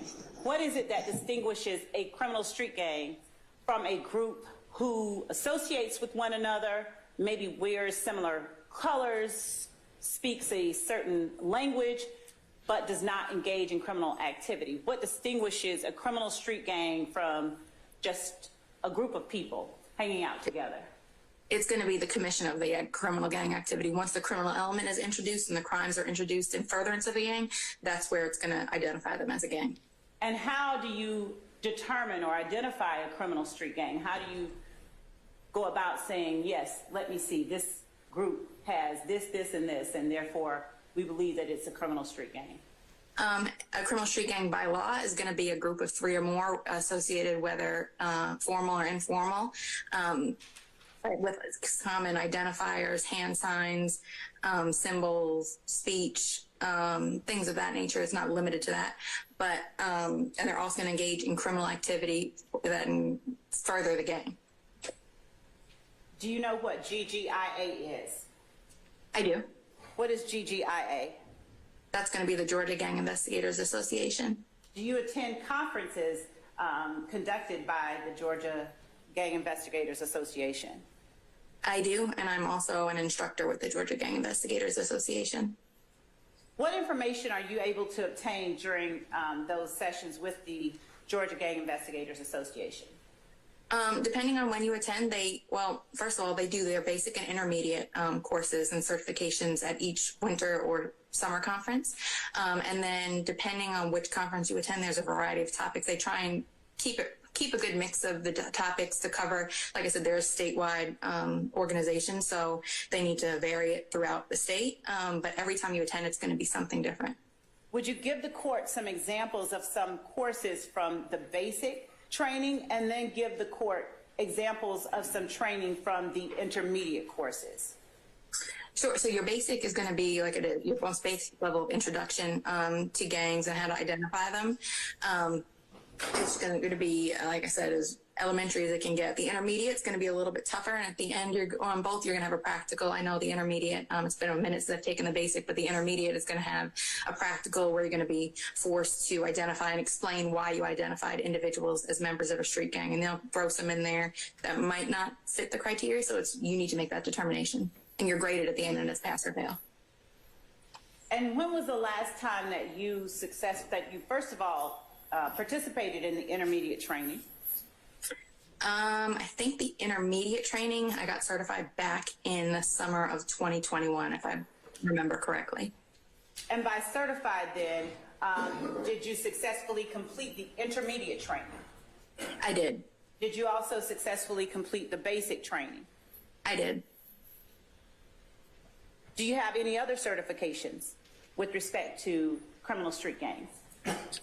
No, like I said, I have the GIPSTIC 40-hour certification. That's a course that I took right when I first started my career in law enforcement, as well as the Atlanta Police Department, their investigator and detective certification as well. And what class is it that you are an instructor in for GGIA? For GGIA, I teach social media and gang investigations. Would you tell the court what it is that has qualified you to serve as an instructor in those areas for GGIA? What experience and training have you had that qualifies you to serve as that type of instructor?